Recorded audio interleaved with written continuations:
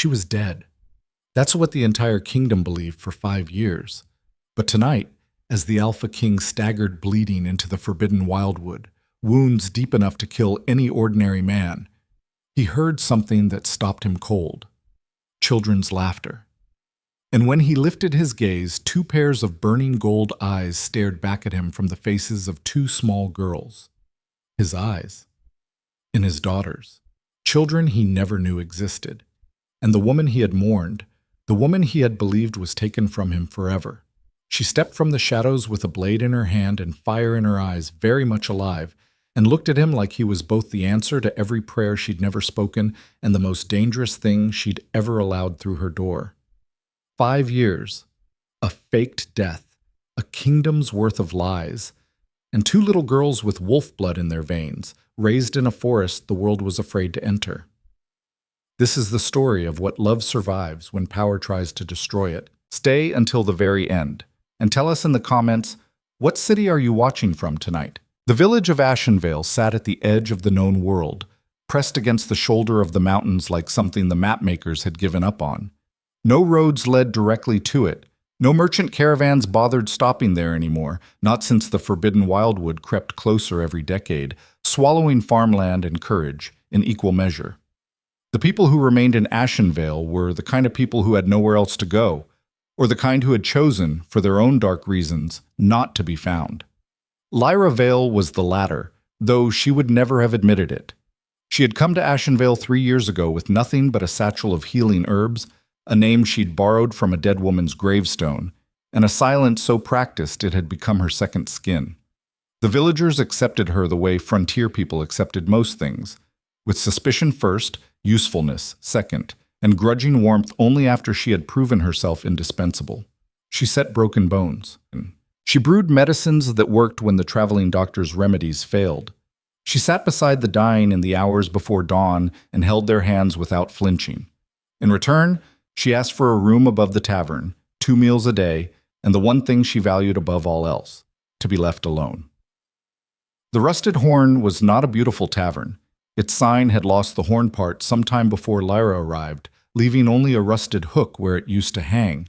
The interior smelled of wood smoke, stale ale, and the particular brand of desperation that clings to men who drink in silence. But it was warm in winter. The owner, a wide woman named Bessa with arms like oak branches and a laugh like a thunderclap, was fair, and the work was simple enough that Lyra could do it with half her mind elsewhere. She liked it that way. Keeping her mind elsewhere was a survival skill she had mastered long before Ashenvale. That autumn night began like any other. Lyra moved through the tables with practiced invisibility, collecting empty mugs, refilling pitchers, sidestepping the occasional wandering hand with a look cold enough to freeze the ambition right out of a man. The fire in the hearth burned orange and slow. Rain hammered the shuttered windows. A group of hunters in the corner argued about a wolf they'd seen at the tree line. Enormous, they said, bigger than any natural wolf, with eyes like burning gold. Rogue, one of the hunters muttered, dropping his voice the way men did when they were frightened but didn't want to admit it. Had to be a rogue. Nothing that size comes from a normal pack. Nothing that size comes from any pack, another replied. That was something else, something old. Lyra refilled their mugs and said nothing. She had learned long ago that the less she contributed to conversations about wolves, the better. She was carrying a tray of empty glasses back toward the bar when the door opened. The wind came in first, sharp and cold and carrying the smell of pine forests and something wilder underneath. Something animal and electric that made the hair rise on the back of Lyra's neck before she'd even turned to look. Then he came in, and the whole tavern seemed to hold its breath. He was tall, not remarkably so, not in a way that made you look twice for height alone, but the way he carried himself added inches that weren't quite physical. A density of presence that pressed into the room ahead of him like the bow wave of a ship. He wore a dark traveling cloak, plain and road-worn, with the hood pushed back to reveal a face that was all hard lines and controlled expression.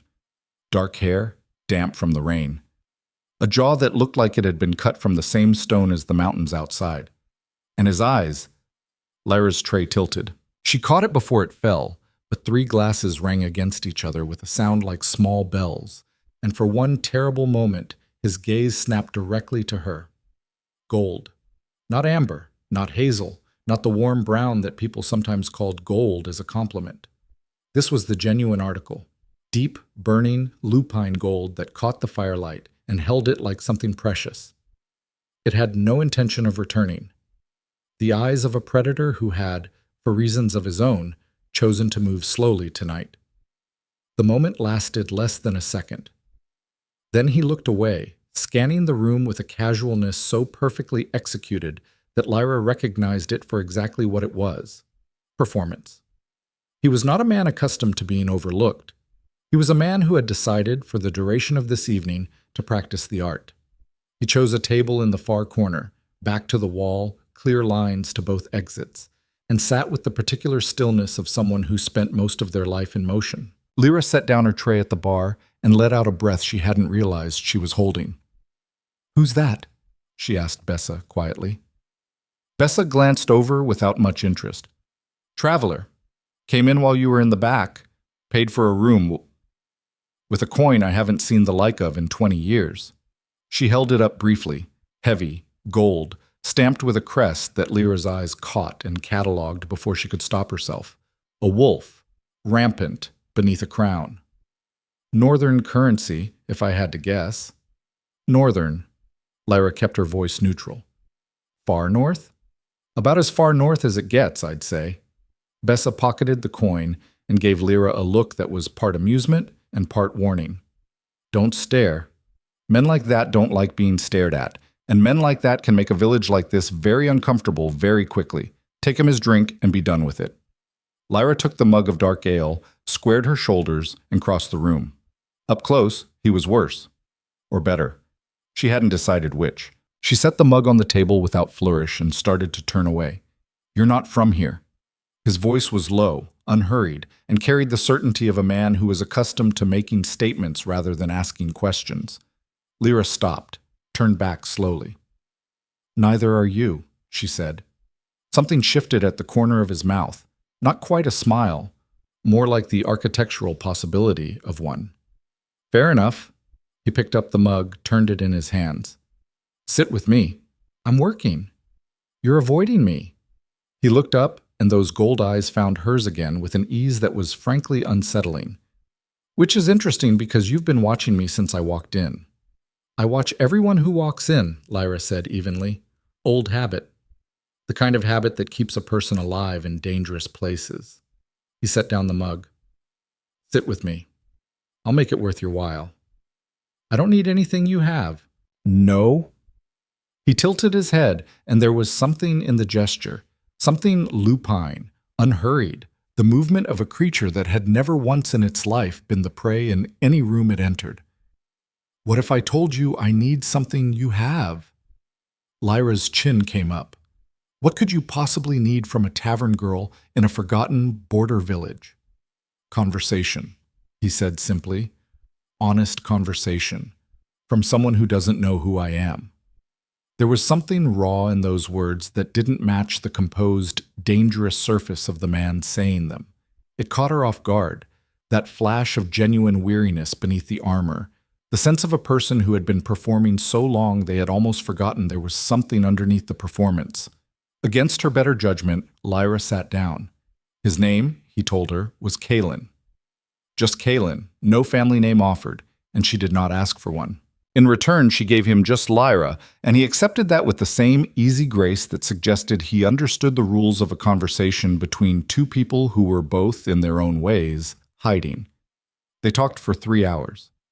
She could not have told anyone afterward exactly what they talked about, not in the way that suggests the conversation was forgettable, but in the way that something experienced fully in the body rather than catalogued by the mind resists later summary. They talked about the frontier, about the wildness of border places and what they did to the people who chose to live in them, about the Forbidden Wildwood, which Kylin regarded with a speculative intensity she found interesting, about winter and survival and the particular loneliness of being good at something that set you apart from everyone around you. He was brilliant. That was the part she hadn't expected. Not the physical authority, not the contained power that radiated off him like heat from banked coals. but the mind behind those gold eyes, quick and ranging and genuinely curious. He asked questions that hit the mark, that found the edges of the answers she gave and pressed gently at them. He listened like someone who was rarely required to listen and found the experience novel enough to give it his full attention. And the way he looked at her. Lyra had been looked at by men before. She had cataloged those looks the way she cataloged dangerous plants, by their type, their intensity, and how quickly they needed to be handled. But Kaelin looked at her like she was something he was trying to understand. Like every answer she gave reconfigured his picture of her in a way he found genuinely interesting, and she could not remember the last time she had been in a room with a man who made her feel interesting rather than merely present. The tavern emptied around them. Bessa banked the fire and disappeared upstairs with a significant look in Lyra's direction that Lyra chose to ignore. The rain outside intensified, then softened, then became the kind of quiet patter that turns autumn nights into something intimate. At some point in the deep hours of the night, the conversation ended and something else began. She would not let herself romanticize it afterward. She knew what it was. A single night, two people displaced from their real lives, the particular alchemy of honesty and attraction and rain against the windows. She knew better than to build anything on that foundation. But she also knew that when Kaelin pulled her close in the small room above the rusted horn, his hands careful and his gold eyes searingly present, something in her chest cracked open in a way she had not permitted herself to feel in years. And she knew that when he looked at her in the hours before dawn, with an expression of loss already shadowing his face, already mourning what hadn't yet ended, that whatever this was, it was not simple. "I have to leave at first light," he told her, in the gray hour before the sun came up. He was sitting on the edge of the bed, and his voice carried the weight of a man recounting an obligation he had spent a great deal of time resenting. "There are political matters, a situation I am being forced into, back north, an engagement." The word landed in the quiet room like a stone into still water. Lyra sat up and pulled her knees to her chest and said nothing, because she had nothing to say that would be both honest and kind. "It's not—" He stopped, started again. "It's not what I want. It has never been what I want. But the council will not—" Another stop. He turned to look at her, and the expression on his face was something she would carry with her for years afterward, something between anguish and determination. "I will come back. I need you to believe that." "Kaelin," she said his name gently, "you don't owe me." "I will come back," he said again, and the certainty in his voice was so absolute that it frightened her more than a lie would have. Certainty like that came from a man accustomed to remaking the world according to his will, and Lyra had learned long ago that the world did not always cooperate. "Once I have resolved this, I will come back. I need you to wait." She looked at him for a long time in the gray half-light.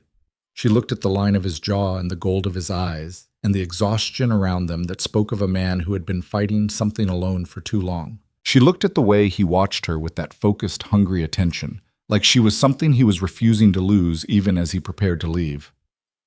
"All right," she said softly. It was not a promise. It was the kindest thing she could give him. He kissed her once, at the door, with a thoroughness that felt like a statement of intent rather than a farewell. Then he was gone, and the sound of his horse's hooves on the wet road faded quickly into the sound of the rain, and Lyra sat alone in her small room and looked at the gray light filling the window and told herself, firmly and repeatedly, that she was a practical woman who did not build futures on single nights with strangers. She believed it, too, for about 3 weeks. The symptoms came on gradually, the way all significant changes do, not as a dramatic announcement, but as a series of small adjustments to reality that slowly accumulated into something impossible to ignore. The nausea that hit every morning with the precision of a timepiece, the exhaustion that no amount of sleep addressed, the way her body was quietly, persistently, rearranging its priorities. Lyra was a healer. She recognized the signs before she was ready to acknowledge them. She sat with the knowledge for 4 days before she let herself say it aloud, in the empty room above the rusted horn, her voice barely above a whisper, as if making it too loud would solidify it into something she couldn't undo. "I'm pregnant." The silence of the room offered no commentary. She sat with it for a long time after that. The fear, which was immediate and large and had many sharp edges. The grief, which surprised her with its presence. The strange, small, treacherous warmth that she tried to smother and couldn't quite manage. A piece of him, alive and growing. A night she had told herself was simple, proving it was not. She thought about what it meant. She thought carefully and methodically and without allowing herself to panic, because panic was a luxury she could not afford. The father of her child was powerful. She didn't know exactly how powerful, but she knew how to read the indicators. The coin, the bearing, the gold eyes that the hunters had described seeing at the tree line, the way he moved through the world like the rules were something that applied to other people. She knew his name was Kalen and that he came from the far north, and that somewhere up there he was being pressed into a marriage he did not want. She thought about what it would mean for a powerful northern man to have an illegitimate child with a border village tavern worker. She thought about what it would mean for that child to be born into political complexity they had not chosen. She thought about it for 4 more days. Then she kept her head down, kept working, and waited. She told herself she was waiting for him to come back. She was partly telling the truth. Kalen did not come back in a week. He did not come back in 2. The weather turned colder, the first frost painting the rooftops of Ashenvale white, and Lyra began to understand, in the part of herself that had always been better at survival than hope, that the promise made in the gray hours before dawn had collided with something larger than either of them had anticipated. She did not blame him. Not yet. She had lived long enough in difficult circumstances to know that a man could mean every word he said and still be prevented from honoring it by forces outside his control. But she was pregnant, and she was alone, and the life growing inside her was the child of someone who moved in a world with weapons she couldn't see. She began to make plans. She began quietly to identify the weaknesses of the person she had built in Ashenvale. The new name, the careful, unremarkable history, the roots she'd put down just deep enough to survive but never deep enough to matter. She began in her mind to chart the distances to places she'd never been, to think about the Forbidden Wildwood that pressed against the eastern edge of Ashenvale with its reputation for swallowing people whole. She thought about what it would mean to disappear again. She was still thinking about it on the night the stranger came. Not Kalen this time, not the welcome shock of gold eyes in the rusted horn's firelight, but something else entirely. A woman. Slim, pale, dressed in the dark clothing of someone who traveled at night by preference rather than necessity. She sat at a corner table and watched Lyra with the patient attention of a person who had been told exactly who she was looking for and had found her. Lyra felt it before she understood it, the weight of that gaze like a hand pressing against the back of her skull. She turned, and the woman's eyes met hers, and there was nothing friendly in them. There was nothing in them at all except calculation and the flat certainty of someone who had been given a task and intended to complete it. The woman left without drinking anything, without speaking to anyone.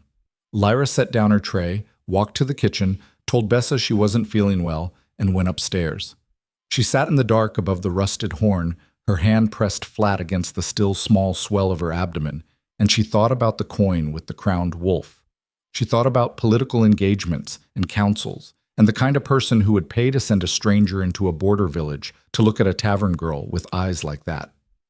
She thought about what the woman's presence meant and what it was almost certainly going to lead to. And then Lyra Vale, who was very good at survival, began to plan in earnest. She had 6 days. She knew this not by instinct, but by the logic of distance and resources. 6 days before whoever had sent the pale woman could send something worse, something with instructions rather than just observation. 6 days to close the chapter on everything she had built in Ashenvale, to shed this particular skin, and to do the thing she had been circling since the first frost. She spent those 6 days carefully. She told Bessa she had family trouble and would need to leave, watching the older woman's face crumple with something Lyra allowed herself to be moved by briefly before she folded it away. She packed the herbs and the instruments of her trade. She converted her small savings into the most portable form she could find. She studied the old maps that the hunters pinned to the wall of the rusted horn and memorized the trails that led east. She thought about the Forbidden Wildwood and what lived there and what it would cost her to go in. She thought about the old stories, the ones that said the Wildwood was alive in some way that ordinary forests weren't, that it responded to intention, that it swallowed the malicious and sheltered the desperate. She thought about whether she was desperate enough to test those stories against reality. On the fourth day, she burned the last letter she would ever write to Kalen, not because she hated him, but because sending it would require putting his name on paper in a way that could be traced, and she could not afford to be traced. On the fifth night, she took the eastern road alone, wrapped in her warmest cloak, moving quietly through the dark with the mountains at her back, and the wildwood's black tree line growing slowly larger before her. At the edge of the forest, she stopped. The trees were enormous, old-growth giants that blocked the stars where their canopy was thickest, their bark dark and grooved, their roots heaving up from the earth in complex tangles. The air at the tree line was different, colder, damper, and carrying something underneath the pine and loam that she couldn't name, something that pressed against the primitive parts of her brain with the message, "Here be things older than you." Every story she had ever heard about the Forbidden Wildwood told her to turn back. She pressed her hand against her abdomen, felt the small, quiet life there, and walked forward. The forest received her. She did not die in the wildwood. This was the first and most important fact. She had expected hostility. What she found instead was something more complex, a forest that tested her, and apparently finding her acceptable, permitted her passage. Strange things happened in those first days, paths that appeared when she needed them, a spring that materialized at exactly the moment her water ran out. Once, in the third night, the sense of being watched by something enormous and old that stayed in the shadows and did not approach, but also did not threaten. She found the cabin on the seventh day. It was old enough that the forest had grown partially around it, the roots of a massive oak cradling its eastern wall like a proprietary embrace. But the structure was sound, the chimney intact, the interior dry, and surprisingly well provisioned, as though someone had left it for exactly the kind of person she was. Lyra stood in the cabin's single main room and looked at the rough-hewn furniture and the shuttered windows, and the hearth that would work if she cleared the bird's nest from the flue, and she felt something she had not permitted herself in a very long time. Safe. She felt, in this impossible hidden place that the rest of the world feared, genuinely safe. "All right," she said aloud, to no one in particular, to the cabin, to the old forest breathing softly around it, to whatever had guided her here. "All right, I can work with this." She set down her pack. She began to build. 3 weeks later, in the village of Ashen Vale, a rumor circulated that the healer girl, that quiet one, Lyra, who'd worked at the Rusted Horn, had been found dead at the edge of the wildwood, taken by wolves, some said. Taken by worse, said others, who had seen the pale woman come back through town with satisfied eyes and never looked back. The rumor became a story. The story became accepted truth. Lyra Vale was dead. In the Forbidden Wildwood, Lyra Vale began to live. She fixed the cabin's drafty windows with strips of bark and moss packed into the gaps. She cleared the creek that ran 20 yards behind the structure and made it a reliable water source.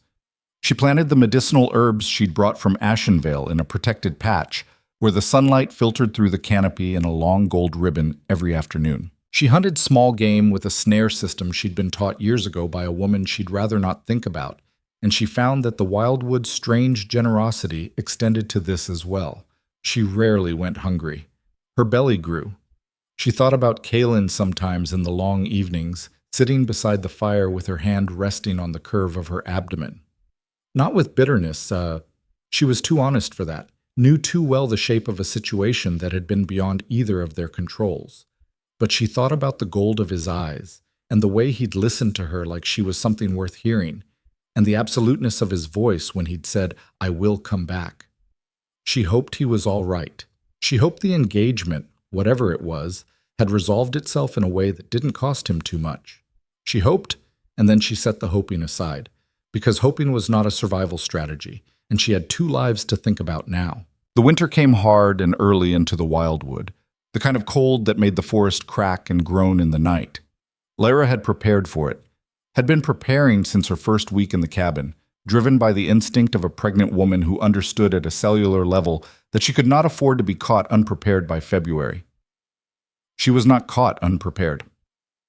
Her daughters arrived on a frozen night in late January into a cabin that was warm and stocked and ready for them. She had not expected two.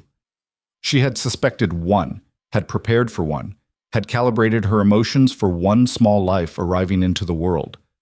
But the universe, which had already made its position on Lyra's preferences very clear, delivered two. A pair of girls so exactly alike that for the first wild minutes after they arrived, Lyra could not stop laughing despite her exhaustion, because the situation was simply too absurd to respond to with anything else. They had their father's eyes. She had known they might. She had not been prepared for the impact of it. Two pairs of burning gold looking up at her from the blankets with the unfocused intensity of newborns, their tiny faces already carrying something of that contained, watchful quality she had first noticed in their father across a crowded tavern. "Aaron," she said to the first, who had arrived with a ferocity that suggested strong opinions about the world she was entering. "And Sila," she said to the second, who had come more quietly, regarding everything with an ancient, assessing calm. She held them both, in the firelit cabin in the middle of the Forbidden Wildwood, and she made them a promise. "No one will hurt you. Not while I'm alive. Not ever." It was not a gentle promise. It was not the kind of promise mothers make with soft voices and lullaby cadence. It was the kind of promise made with iron in it. The promise of a woman who had fled an assassin, survived a hostile wilderness, and built a life from nothing on two separate occasions now. The Wildwood heard it. Outside, something large moved through the dark trees, not threatening, acknowledging. Lyra held her daughters and watched the fire and let herself, just for this one night, feel everything she usually kept locked away. By morning, she was practical again. She had children to raise. The years in the Wildwood were hard, and they were good, and they were hers. She built the life with the same methodical determination she brought to everything, extending the cabin, cultivating the medicinal garden to genuine productivity, establishing the careful routines that transform survival into living. She learned the Wildwood's rhythms more deeply than anyone outside it had ever known, understood its moods and its territories, which paths to use in which seasons, and which areas to avoid when the rogue wolf activity picked up along the northern edge in late summer. She had clients, eventually. Not many. The Wildwood's reputation kept most people away. But enough. Desperate people, the kind who had exhausted every other option and arrived at the Forbidden Wildwood's edge with nothing left to lose. She helped them. She asked for nothing she couldn't eat or use. She sent them away healed and warned them, with a firmness that did not leave room for argument, never to tell anyone what they had found in the forest. Most of them kept the secret. Some didn't. But the stories that made it back to the outside world were confused enough. The witch in the Wildwood, the healer ghost, the woman made of roots and remedies who appeared and disappeared with the forest's permission, that they served as camouflage rather than exposure. She taught her daughters everything. How to identify every plant in the Wildwood by sight and smell and the particular texture of its leaves. How to move through the forest without sound. How to set snares and clean game and preserve meat for winter. How to make the 6 most critical medicines from the materials available within a half-day's walk of the cabin. How to read the sky and the wind and the behavior of animals to predict weather 3 days out. And the other things? The things that emerged in the girl's 3rd year and made Lyra's chest fill with something complicated. Pride and terror and a fierce protective love that made her want to build walls around the entire Wildwood. The first time Aaron shifted, clumsy, startled, immediately delighted by her own wolf form with the pure enthusiasm of a child discovering a new skill, Lyra had sat very still and taken a very slow breath and reminded herself that she had known this was possible. Had known since the moment she'd seen 2 pairs of gold eyes in a firelit cabin in January. The first time Sila shifted, with that characteristic careful precision, testing each step of the process before committing to it, watching her own transformation with the same philosophical attention she gave to everything, Lyra had felt the tears come before she could stop them. Their father's gift, passed through blood, through a night she had told herself was simple. She taught them to control it. She learned alongside them, because her healing abilities gave her a connection to the mechanisms of shift that was more intellectual than instinctive. and the three of them worked it out together. Lyra with her herbs and her healer's knowledge, Erin with her blazing confidence, Scylla with her precise observations, until the girls could shift at will and hold their human forms as naturally as breathing. They asked about their father. Of course they did. Lyra told them the truth, in age-appropriate pieces across the years, that he was a powerful man from the far north, that they had been together briefly and something had happened that required her to hide, that he did not know they existed. "Does he know about us now?" Erin asked once, at age 4, with her direct gold gaze and her father's unsettling certainty. "No," Lyra said. "Would he want to?" Lyra had paused for a long moment before answering. "I believe he would. Then why don't we tell him?" "Because right now," Lyra said carefully, "the people who want to hurt us would find us if we tried, and protecting you is more important to me than anything."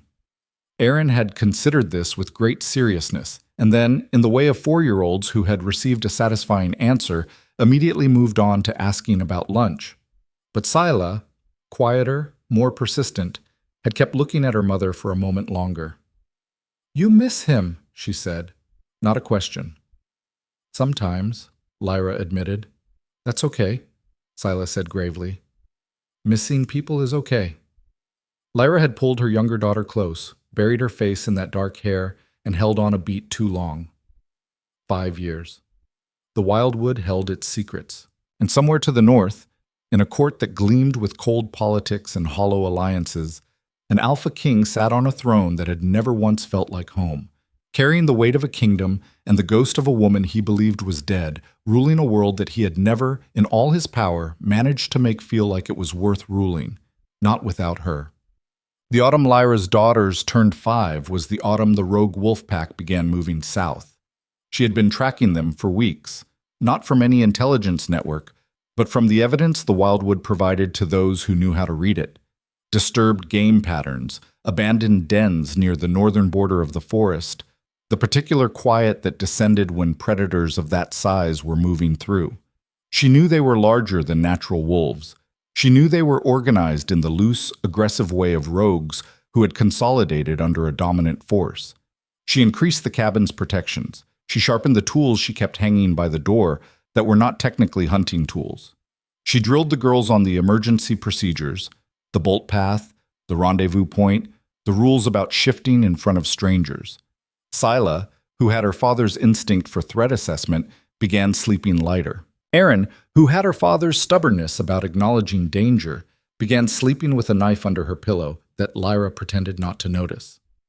On a clear afternoon in mid-October, while Lyra was harvesting the last of her medicinal garden before the first frost, Scylla appeared at the cabin door. "Something's coming," her younger daughter said, with the flat certainty that Lyra had stopped questioning. "Something large, from the north." "Rogues?" Lyra straightened, reading the wind automatically. "No." Scylla's gold eyes were distant, oriented toward the northern trees with the same directional attention that a compass gives to magnetic north. "Not rogues." Lyra stood in her garden with the last dried stems of elderflower in her hand and felt something move through her chest. Not fear, something more complicated than fear. Something with memory in it. "Inside," she said. "Both of you. Now." Erin appeared from around the side of the cabin where she'd been practicing her shift transitions. She caught her mother's expression and went still. "What is it?" "Inside," Lyra said again. "Stay away from the windows." She stood alone in the clearing in front of the cabin and looked north and waited, with the dried elderflower still in her hand and 5 years of wildwood solitude behind her, and the terrible sensation of the present moment accelerating towards something she had told herself, carefully and repeatedly, she was prepared for. She was not prepared. The man who came through the northern trees walked the way she remembered, with that contained, predatory authority, moving through obstacles as though they were simply choosing to get out of his way. He was broader than she remembered, harder in some way that spoke of years that had not been gentle. There was blood on his side, not fresh, dried dark, indicating a wound that had been fought through rather than properly treated. He came into the clearing and he stopped. He looked at her. 5 years collapsed like a structure whose foundation had been removed. Kalen's gold eyes found Lyra's gray ones across the clearing, and for a moment, for one suspended, impossible moment, neither of them moved. Then, from inside the cabin, came the sound of two pairs of feet hitting the floor simultaneously, and two voices, urgent and overlapping, saying, "Mama!" The door burst open. Erin came out first, as she always did, chin up and gold eyes blazing, ready to put herself between her mother and whatever was in the clearing. Scylla followed half a step behind, quieter, already reading the situation with that precise attention that missed nothing. They both stopped when they saw him, and Kalen, the alpha king of the northern packs, who had survived ambushes and political treacheries, and 5 years of hollow marriage and the specific, unending grief of believing his mate was dead, went utterly, completely still. He looked at his daughters. His daughters looked at him. And in the peculiar silence of the Forbidden Wildwood, on an October afternoon, the world held its breath and prepared, at long last, to break open. The silence in the clearing lasted exactly 4 seconds. Lyra counted them the way she counted everything dangerous, with the precise, involuntary attention of a person whose survival had always depended on accurate measurement of threat. 4 seconds of Kalen standing at the tree line with blood drying at his side and shock written across a face that was not, in her experience, accustomed to expressing it. 4 seconds of her daughters standing in the cabin doorway with their gold eyes wide and their bodies tensed in the particular way they had when they were deciding whether to shift. 4 seconds of the wildwood holding its enormous old breath around all of them. Then Erin stepped forward. "Who are you?" she demanded, with the directness of a 5-year-old who had been raised in a place where questions without answers got people killed. Kalen's gaze moved from Lyra to her daughter, and something happened in his expression. Something seismic and internal that Lyra recognized even across 5 years, and a clearing and a gulf of circumstance that should have made him unreadable to her. It was the look of a man whose architecture was changing at the foundation level. The look of someone encountering a truth so large it required the entire self to accommodate it. "My name is Kalen," he said, and his voice came out rougher than she remembered, scraped down by something more than the wound in his side. Erin considered this. "You're bleeding." "I am. Mama fixes bleeding." Erin turned to look at Lyra with the uncomplicated expectation of a child who had never once doubted her mother's competence. "Mama." Lyra had not moved. She stood in the cleared dirt in front of her cabin with dried elderflower still clutched in her left hand, and 5 years of complicated feelings pressing against the back of her sternum, and she looked at Kalen, really looked at him, the way she had not permitted herself to in the first stunned seconds, and catalogued what the years had done. He was harder. The softness she had glimpsed in brief flashes that autumn night in the rusted horn, the exhaustion and the genuine want of a man who was tired of performing, had been buried under something more defended. There were lines at the corners of his eyes that hadn't been there before. Not laugh lines, but the kind that come from years of controlled expression in rooms where showing anything real is a liability. He was still terrifyingly beautiful in that architectural way, still carrying that density of presence that made the air around him feel different in pressure and temperature. But he looked, she thought, like a man who had been winning every battle for 5 years and losing something else entirely in the process. She made a decision. It was not the first difficult decision she had made, and it would not be the last, but she made it with the same clean, unsentimental practicality that had kept her alive in this forest. The man was wounded. She was a healer. Whatever came after, the conversation, the reckoning, the entire impossible weight of what stood between them, it came after she'd stopped him bleeding. "Come inside," she said. She did not let him help. That was the first rule she established, not with words, but with the way she moved around the cabin interior. Efficient, purposeful, occupying the space with the authority of someone who had built every inch of it herself. She guided him to the chair nearest the hearth, the one with the best light, and she set water to boil and assembled her kit with the practiced speed of someone who had done this in worse conditions than this. Scylla, she noticed peripherally, had stationed herself at the window, watching the tree line. Quiet, vigilant, already understanding at 5 years old that the wounded man in their cabin might be a problem that extended beyond the wound itself. Erin had pulled up a small stool and planted herself approximately 18 inches from Kalen's left knee, observing him with the forensic interest she brought to all new phenomena. Kalen bore the scrutiny with what appeared to be genuine discomfort, which surprised Lyra, a man who had never once looked uncomfortable in the rusted horn on a night when every eye in the room was tracking him. "Your eyes are the same as mine," Erin informed him. "I noticed," Kalen said. "And Scylla's." "Yes." "That's interesting," Erin said in the tone she used when something was actually much more than interesting, but she was practicing adult understatement. "Erin," Lyra said from across the cabin, "let him breathe." "I'm not stopping him breathing, I'm talking to him." But she shifted the stool back 6 inches with the air of someone making a reasonable concession. Lyra crossed to Kalen and began the work of examining the wound. It was a gash along his right side, deep enough to need careful attention, but not deep enough to have hit anything vital. He was moving too well for organ damage, and the bleeding had slowed to seep rather than flow. She'd seen wounds like this before. The shape of them. They came from claws. "Rogues?" she said, pressing clean cloth against the wound to clear it. His jaw tightened. "Yes.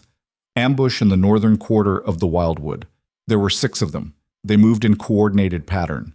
Not typical rogue behavior." "No," she agreed. "It's not." She had been watching the rogue movement for weeks. Coordinated rogues meant someone was directing them, which was a different problem entirely from ordinary packless wolves seeking territory. She filed this information in the part of her mind that was always running threat assessments. "Hold still." He held still. She worked. The cabin was quiet except for the fire and the sound of Scylla shifting her position at the window. "You're going to need stitches," Lyra said. "I heal fast." "Not fast enough to skip stitches on this. Hold still." She threaded the needle. "It's going to hurt." "I can manage pain." "I'm sure you can." She met his eyes briefly with the neutral precision of a healer delivering information. "This will hurt anyway." She was not wrong. She stitched the wound with the clean economy she'd learned over years of practice in a wilderness where sentimentality about discomfort was a luxury. And Kalen held still through all of it with the controlled internal quality of a person managing something large by keeping the outside very quiet. She respected it. She also felt, despite herself, the slight tremor in his breathing that told her the control was costing him. When she finished, she tied off the last stitch and sat back and looked at him directly. "How did you find this place?" she said. "I followed—" He stopped, started again, and there was something careful and unguarded in the revision. "I felt pulled toward this part of the forest. I've been searching the Wildwood for 3 days." "Searching for what?" The gold eyes held hers. "I was told you were dead." The words landed quietly, the way large things often do. Lyra set her needle and thread down with precise care. "Yes," she said, "I know. I searched for you for 6 months before I accepted the reports." His voice was even, but she had learned to hear underneath it. "I paid men to verify it. I went to Ashenvale myself. I stood at the place they said you died." "I know." "You know." He said it back to her without inflection, but the 2 words held considerable weight. "And then you—" "We can discuss it," Lyra said, "when the girls are asleep." A pause. His gaze moved to Erin, who was still watching him with undisguised interest, and then to Scylla at the window, who had turned from her post to look at him with the steady, unnerving attention that always reminded Lyra of a small bird of prey. "Yes," he said finally, "we can discuss it then." Dinner was an experience Lyra had not anticipated. She had thought, in the brief time between the decision to let him in and the reality of him sitting at her table, that it would be awkward in a quiet, formal way, 2 adults managing the weight of a complicated history while feeding children who didn't know the full shape of that history yet. She had underestimated Erin, which was a mistake she made occasionally and corrected quickly. "Do you have a pack?" Erin asked, around a spoonful of stew. Kalen appeared to consider the question seriously, which won him a small amount of Lyra's approval. "Something like that," he said. "We don't have a pack," Erin said. "It's just us. Mama says we don't need one." "Mama says we don't need one here," Scylla corrected from across the table, with the precision that was her defining characteristic. She says it's different in other places. Kaelin looked at Lyra. Lyra looked at her stew. Are you strong? Aaron continued with the unrelenting directness that Lyra had long since accepted was simply part of her daughter's operating system. I try to be, Kaelin said. You got hurt? Yes. Strong things still get hurt sometimes, Scylla said thoughtfully. Mama says that getting hurt doesn't mean you're weak. It means you encountered something difficult. Your mother is very wise, Kaelin said. There was something in his voice, in that moment, that Lyra felt across the table, a quality of attention that she recognized from a firelit room 5 years ago, that specific focused warmth directed at her. She kept her eyes on her bowl and ate her stew.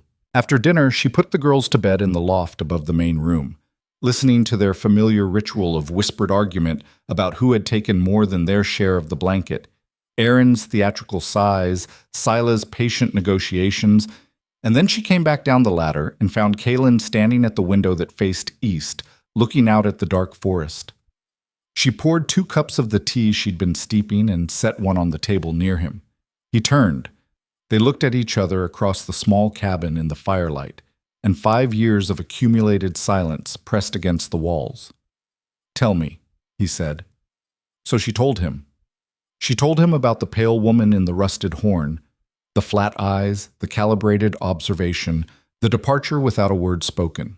She told him about the logic of the threat, the timeline she had constructed, the 6 days of preparation. She told him about the assassin who had come on the 7th day, 3 hours before she'd planned to leave, arriving not with subtlety but with the direct efficiency of someone who had been given a job and a deadline. She watched Kaelin's expression change as she spoke, a slow shift from controlled attention to something with edges in it. She sent someone while you were... He stopped. While I was pregnant, yes. Lyra's voice was steady. She had had 5 years to make peace with this. She knew, or suspected, which meant someone had reported back about our night together, someone in your court. Cyrilda's network in my court goes deeper than I understood, Kaelin said, and the quiet fury in the words was the kind that comes from a man who has been revising a picture downward over time. The assassin underestimated me, Lyra continued, which has been a consistent advantage in my life. People assume that a healer is only built for mending things. The abilities I have go in both directions. She met his eyes. I stopped him, but I knew another would come, and another after that, for as long as she believed I was alive, and you might come back for me. So you made sure she believed otherwise. So I made sure everyone believed otherwise. She wrapped her hands around her teacup. It was the only way to make them stop. Kaelin was quiet for a moment. The fire shifted and settled. Somewhere above them, the even breathing of 2 sleeping children was audible, a rhythm so familiar to Lyra that she no longer consciously heard it, only noticed its absence. You did it alone, he said finally. I had to. You had... He stopped himself, restarted, more carefully. Lyra, you had 2 children in a forest that the rest of the world considers a death sentence. You built this. He gestured at the cabin, and the gesture encompassed more than the structure, the neat shelves of medicines, the repaired walls, the evidence of 5 years of persistent, intelligent survival. Alone. It was what needed to be done, she said. It was extraordinary, he said, and the flatness of the delivery made it more devastating than any elaboration would have. Lyra looked down at her tea. Don't, she said. Don't what? Don't make it sound like... She stopped, reorganized. I'm not telling you this to impress you or to be mourned over. I'm telling you because you asked and because you have a right to the truth. I made the choices I made to keep our children alive. That's the whole of it. Our children, he said quietly. Our children, she confirmed. The 2 words sat between them in the firelight, and Lyra watched Kaelin absorb them. Watched the Alpha King, who ruled the northern pack, sit with the reality of 2 sleeping girls in the loft above him.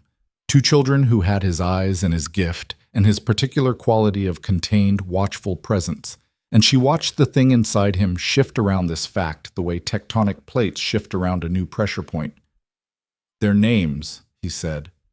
"Aaron and Scylla." A pause. Then, very quietly, "Which one is which?" Something in Lyra's chest ached at the question, the specific, precise ache of a thing that had been a long time held at distance finally, briefly, getting close enough to touch. "Aaron is the one who interrogated you at dinner," she said, and heard her own voice soften despite herself. "Scylla is the one who watched the tree line." "Scylla," he repeated, as though testing the weight of it. Then, "Aaron." Testing that one too, as though he was learning them. "They're extraordinary," Lyra said, and the word came back to her in his register, his voice, and she felt the subtle irony of it, but also its complete accuracy. "They're the most extraordinary people I've ever known." Kaelin looked at her across the cabin, and for a moment the armor came off entirely. Not the surface composure, which remained, but something underneath it. Something that had been locked down for a long time and had found, in this strange hidden cabin, in this impossible forest, a reason to briefly exhale. "I would have come sooner," he said. "I need you to know that." "I know," she said. And she did. She had always known that he had not stayed away by choice, had understood even as she faked her death and walked into the Wildwood that the blame for the silence between them did not belong at his door. Understanding it had never quite stopped the loneliness, but that was a separate issue from blame. "Cyrilda!" He stopped, and the control in his voice developed a fracture along that name. "She will answer for this." "I know she will," Lyra said carefully. "But not tonight." He met her eyes. "No," he said. "Not tonight." He slept in the chair by the fire. She did not offer the bed, and he did not ask for it, and the arrangement had the particular dignity of two adults who understood that some distances needed to be maintained until the conversation that would change everything had been fully completed. Lyra lay awake in the loft with her daughters breathing beside her and listened to the Wildwood settle into its nighttime rhythms and thought about the morning. She had known, on some level, that this moment would come, had known it with the pragmatic certainty of a woman who understood that some things could be postponed but not avoided, that the world Kaelin occupied would eventually expand in a direction that included her, that the Wildwood's protection was real but not infinite, that two children with gold eyes and a wolf's gift could not remain hidden in a forest forever. She had thought she would have more time to decide what she wanted. She had not anticipated wanting it to be now. She was at the fire making breakfast when the Wildwood went quiet. Not the natural quiet of early morning, which had its own texture. Birds returning from roost, small animals resuming their daylight patterns, the forest settling from its nighttime shape into its daytime one. This was the other quiet, the one she had learned in her first months in the Wildwood to treat as an alarm. The silence of animals going still and small because something large was moving through. Something that disrupted the ordinary calculations of who ate and who was eaten. Lyra set down the wooden spoon she was holding and turned to the window. Kaelin was already awake, already at the far window, already reading the same silence she was reading. His body had shifted, not dramatically, but enough. The traveling cloak ease of the night before was gone, replaced by something older and more instinctive. He was, she realized, no longer performing anything. "How many?" she asked quietly. "4, maybe 5, moving in from the west." He turned from the window, and his gold eyes were brighter than they had been, lit from inside by something that was more reflex than intention. "They tracked me." "You were bleeding," she said flatly. It was not a reproach. It was a fact. Blood trails in the Wildwood lasted exactly as long as the rogue's interest required, and coordinated rogues with a grievance and an organized pursuit were a different category of threat than the ordinary hazards she had prepared for. "Yes." His jaw was tight. "I led them here." "Then we need to move quickly." She was already crossing to the shelf, already selecting. Her hands knew the order. Specific medicines first, the ones that were irreplaceable. Then the emergency pack she had kept packed and ready for 3 years. Then the box of tools she would not leave without. I have a secondary location in the forest. 2 hours east if we move fast. Less if... Lyra. His voice stopped her. She turned. I'm not running. I'm not running either. I'm relocating. There's a difference. There's 5 of us. There are 3 humans and 2 children. 3 humans and 2 wolves, he said. And 1 alpha king who has not been at anything close to his limit since your daughters were born. He said it without arrogance. Said it the way he must have learned to say it, as simple operational information, a resource assessment. Let me deal with this. These are coordinated rogues, she said, not standard wolves. I know what coordinated rogues are. He looked at her steadily. Let me deal with this, and then we will talk about Cyrilda, and then we will talk about what comes next. But right now, I need you to trust me. The word landed with particular weight. Trust. 5 years. An assassin and a faked death in a cabin built from nothing in a forest the world was afraid of. Trust was not a simple thing to produce on request. But she looked at him, at the controlled brightness in his gold eyes and the absolute steadiness of his bearing, and she made the same clean calculation she had always made in crisis. What was the best available option, and how quickly could she commit to it? Take the girls to the secondary location, she said. I'll cover the trail. I'm an ancestral healer, she said precisely. I can do things to a trail that will confuse anything trying to follow it. That is my job. Yours is to get them to safety and then deal with whatever comes behind us. She met his eyes. Do you understand? A pause. Something moved in his expression, the instinctive resistance of a man who was used to being the one who covered the retreat. And then it resolved into the same calculation she had just made, because he was, she was reminded, genuinely intelligent. Yes, he said, I understand. She woke the girls with the minimal words the situation required. Aaron came alert with the snap of a child who had been raised to take certain tones of voice seriously. Scylla was already sitting up when Lyra reached her, gold eyes clear, listening to the quality of the silence outside. Rogues? Scylla said. Yes. How many? Enough, Lyra said. Pack your warmest things. You have 3 minutes.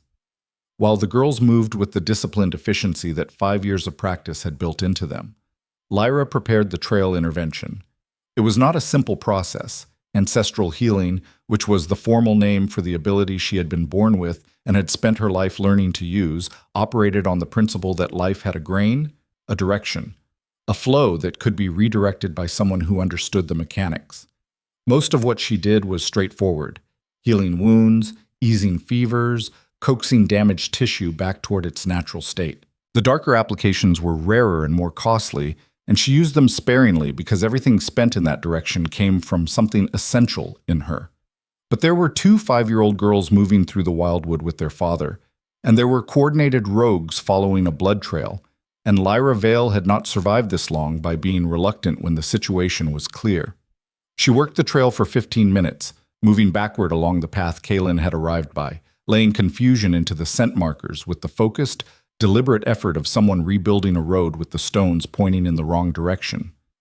When she was finished, she was lightheaded and her hands were shaking slightly, costs she had anticipated and accepted. She took 30 seconds to breathe against a tree trunk and eat 2 high-calorie herb cakes from her pack, and then she followed east. She found them where she'd directed, a rock formation 2 hours into the deep forest that she had spent her second year in the wildwood converting from a defensible position into something approaching a secondary shelter. Kaelin had the girls settled in the lee of the largest rock, in the cavity she'd packed with emergency supplies. Aaron was cross-legged on a supply cache, looking annoyed at being required to sit still. Scylla was watching a bird in a nearby tree with the philosophical patience that was her gift. Kaelin met Lyra at the approach, and she could see from the way he moved that the wound in his side was pulling. She had stitched it last night, but exertion had reopened something. The trail? He said. Confused. It'll hold for a few hours, maybe longer. Long enough. She looked him over. You're bleeding again. I know. You need to not bleed for a while. Sit down. You're a king with a reopened stab wound in a forest full of things that can smell blood from half a mile away, she said, quietly enough that the girls wouldn't catch the full content. Sit. Down. He sat down. She restitched the wound in the gray morning light with a needle she threaded by feel, while Aaron provided a running commentary on a squirrel she had noticed in the mid-distance, and Scylla fed small pieces of dried meat to an entirely unimpressed fox that had appeared from the underbrush to investigate the humans. "She's feeding the fox again," Aaron said, as though this was an ongoing issue requiring documentation. "Scylla," Lyra said without looking up from her stitching. "He's hungry," Scylla said reasonably. "He's manipulating you," Aaron said. "He does the same thing to me. He's not actually hungry, He is actually hungry. Both of you," Kaelin said, and something in his voice brought an immediate, interested quiet from both girls. Lyra paused her stitching for half a second, surprised. "Your mother is doing delicate work. Give her silence for 2 minutes." 2 sets of gold eyes studied him. Then Aaron, slowly and with an expression that indicated this was a significant concession, closed her mouth. Scylla returned to the fox with slightly exaggerated restraint. Lyra finished the stitching in silence. "Thank you," she said, without specification as to what for. "Any time," he said, with a dryness that surprised a small sound out of her. Not quite a laugh, but the structural cousin of one. They looked at each other in the gray forest light, with the sounds of their daughters arguing quietly about the fox in the background, and Lyra felt the 5 years between them compress further. Not disappear. She was too honest for that, knew too well what the distance had cost both of them, and that costs like that didn't simply close, but compress. Like something being pressed into a more portable form. "I need to go back to the capital," Kaelin said. "I need to address what Serilda did, publicly, with the council as witness, before she has the opportunity to construct a counter-narrative." He held her gaze. "I want to bring you and the girls." "I know," Lyra said. "Is that a yes?" She looked at her daughters. Aaron had apparently won the fox debate through sheer persistence and was now feeding it dried meat herself, while Scylla observed with the quiet satisfaction of someone who had successfully managed a negotiation. Both of them were so at home in the wildness of this place, in the ancient, difficult, extraordinary life she had built for them here, and taking them north into a world of politics and court and the specific kind of danger that wore tailored clothing was not a simple thing. But Serilda was still out there, still connected to her court resources, still operating in a world where Lyra's existence was a threat she had already tried once to eliminate.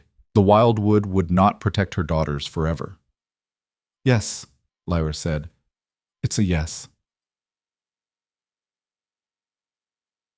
They spent one more night in the Wildwood, in the rock shelter, keeping no fire to avoid the smoke. It was cold and close, and the girls pressed against Lyra's sides in sleep with the complete confidence of children who have never, in all their lives, spent a night afraid because their mother was present. Lyra lay awake and watched the dark above the rock formation and listened to Kaelin sitting sentinel at the shelter's entrance. She had tried to tell him to sleep.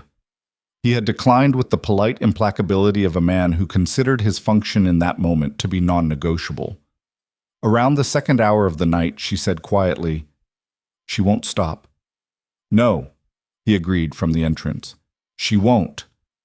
Not until it's public. Not until there's a formal reckoning with the council as witness." "I know. She has people in your court who reported on us 5 years ago. She may still have them." "I know that too." A pause.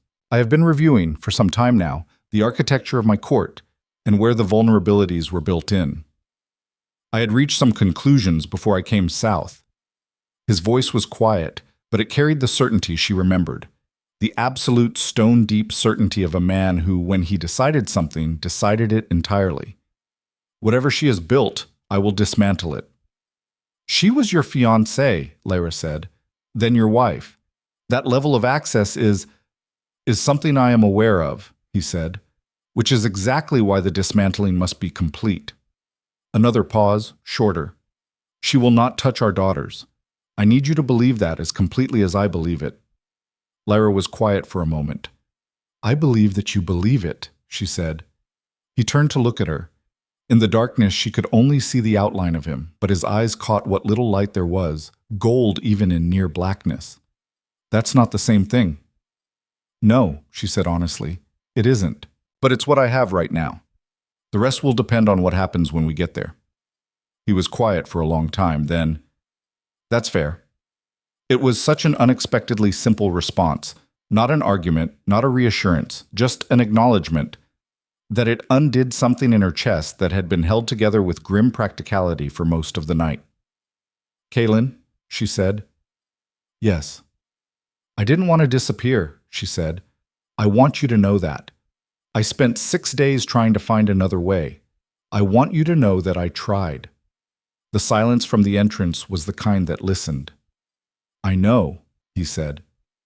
I knew it then, even when I didn't know what I was knowing. He turned back to face the dark forest. I spent 3 years being angry at the wrong things because I couldn't be angry at the right ones. And then I spent 2 years understanding that anger was beside the point. A pause, very quiet. I just wanted you to be alive. I am, she said. Yes, he said. You are. The wildwood breathed around them, patient and old and indifferent to human complications. Somewhere in its depths, the coordinated rogues had run into the confusion of the trail Lyra had worked and were circling, redirected by something they couldn't understand, following scents that curved back on themselves like rivers that had changed their minds. In the rock shelter, her daughter slept. At the entrance, Kaylin kept his vigil, and Lyra Vale, who had been dead for 5 years, lay in the dark and felt the first tentative, terrifying architecture of something she had not allowed herself to consider since a gray dawn in a border village tavern, the possibility of a future that was not just about surviving, but about living in it. Outside, something moved in the deep trees. Not rogues this time. Something older, something that had watched this forest and everyone who passed through it for longer than any of them had been alive. It moved away. The night held. By morning, the forest had made its decision about them. Lyra felt it in the quality of the light filtering through the canopy. Warmer than it should have been for October, moving in that particular way that meant the wildwood was inclining toward them rather than simply tolerating their presence. She had learned to read these things in 5 years of close habitation. The forest had moods, pressures, subtle gradients of welcome and rejection that a person could learn to navigate if they paid the right kind of attention. Today, it was letting them go. She woke the girls before dawn and let Kaylin sleep for another hour, watching his breathing from across the shelter with the clinical detachment she deployed whenever she needed to not feel something. The stitches in his side were holding.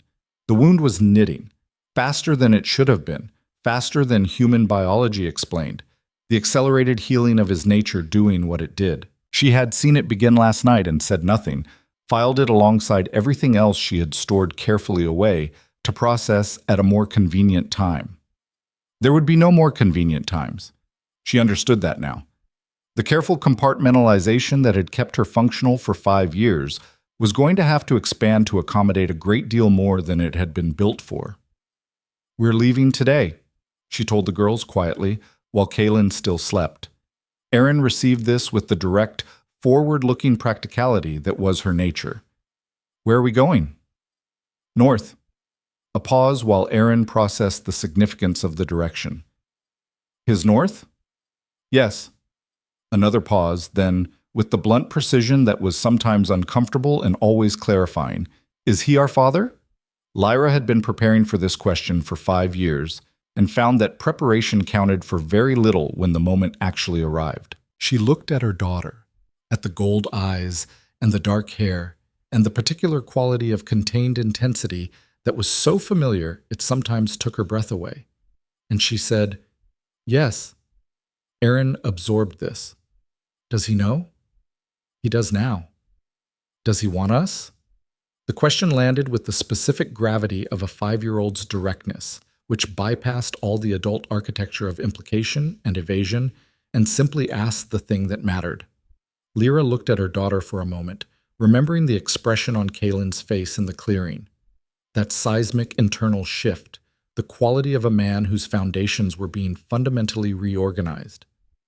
Yes, she said. He wants you. Erin considered this for a length of time that suggested she was applying her considerable critical faculties to the assessment. Then she turned to Scylla. He passed the dinner test, she said, with the air of someone making a formal record. He passed it, Scylla confirmed without looking up from the piece of bark she was methodically stripping. You have a dinner test, Lyra said. We have a dinner test, Aaron confirmed. Anyone who talks to us like we're stupid fails. Anyone who ignores Scylla's questions fails.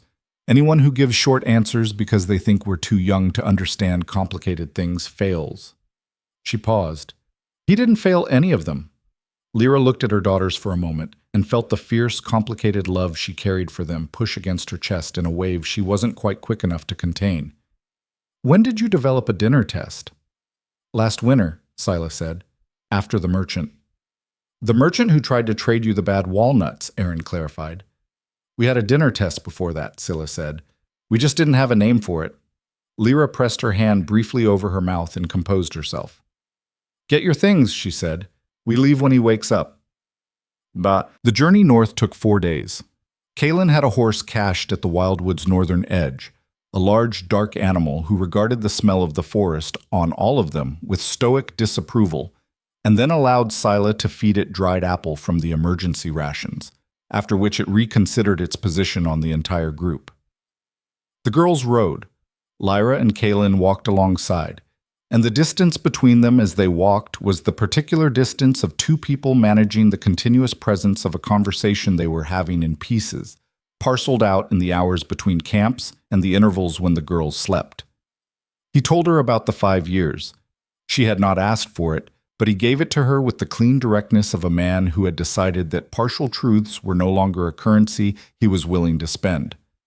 The marriage to Cyrilda had been, in every sense that mattered, a transaction. She had brought the political alliance the council required. He had brought the throne she had wanted, since her ambitions had outgrown the considerable estate she'd been born to. It had functioned the way cold alliances function, with surface compliance on both sides and nothing of substance beneath. He had not loved her. He said this not as self-justification, but as an operational fact, delivered with the same dispassion as a weather report. What he had felt for her, in the early period before he understood the full shape of what she was something in the neighborhood of cautious respect for a capable adversary who happened to be on his side. When she began demonstrating the extent of her capabilities, that respect had curdled into something with much harder edges. How long have you known? Lyra asked on the second night, while the girls slept and the autumn stars made their slow rotation above the camp. That she had Lyra? That she had you killed? He caught the correction, made it without fanfare. The pronoun shift from dead woman to present one. I began to suspect 18 months ago. There were inconsistencies in the reports I'd been given. The men she had used to verify your death gave different versions under separate questioning. A pause. I couldn't prove it. Her network in the court is extensive and carefully constructed. Every thread I pulled either ended bluntly or redirected me elsewhere. She's smart, Lyra said. Exceptionally. He didn't say it admiringly. He said it the way you say a thing about a weapon that has been used against you. She anticipated the investigation and prepared for it. What I couldn't understand was why she was still concerned about a woman she believed was dead. Why the preparations, the redirections? Why maintain a system built to suppress something that no longer existed? Because she wasn't certain, Lyra said. No, she wasn't. He looked at the fire. She was afraid, and people who are afraid make intricate structures to manage their fear, and those structures have a different shape than the structures built from confidence. He glanced at her. When I started reading the shape of what she'd built, I started to understand what she was protecting against. And then you came south. And then I came south, he confirmed, to find evidence, or a grave. I told myself I was prepared for either. He had not been prepared for either. She could see that in the way he said it, the slight compression of the words around the thing they were protecting. She'll know you came, Lyra said. She'll have had people watching your movements. Yes. Then she knows you went into the Wildwood. Yes. And she'll be calculating what you found there. Lyra looked at him directly. She's going to move before we can get back to the capital and make any formal accusation.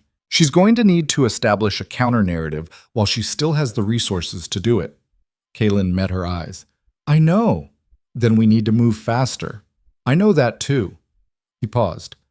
We move at first light, hard pace. We can reach the capital in 2 days instead of 4 if we don't rest. The girls can manage it, Lyra said immediately, before he could frame the question. They were born in the wildwood. They are not fragile. He looked at her with an expression that was becoming familiar, that particular quality of attention that catalogued her and found the inventory surprising in good ways. I didn't think they were, he said. I was going to ask about you. Lyra opened her mouth and closed it again. You used significant power on that trail 2 days ago, he said. Ancestral healing at the scale you used it has costs. I know enough about it to know that. I'm fine. You're pale and your hands shook this morning when you packed the kit. She looked down at her hands, which were currently perfectly steady, and then back up at him with an expression she was aware was more revealing than she intended. I'll manage, she said. I know you will, he said. That's not what I asked. The specificity of the distinction between managing and being well, between survival and something more than survival, hit her somewhere undefended. She looked at the fire for a moment. I'll need 2 days of rest and proper food once we get there, she said. After, not during. After, he agreed. They broke camp before dawn. The capital of the Northern Territory was called Vithara, and Lyra had never seen it except in the descriptions of people who had passed through Ashenvale with stories of its scale and its cold beauty. Towers of dark stone against a sky that was, this far north in October, already thinking seriously about winter.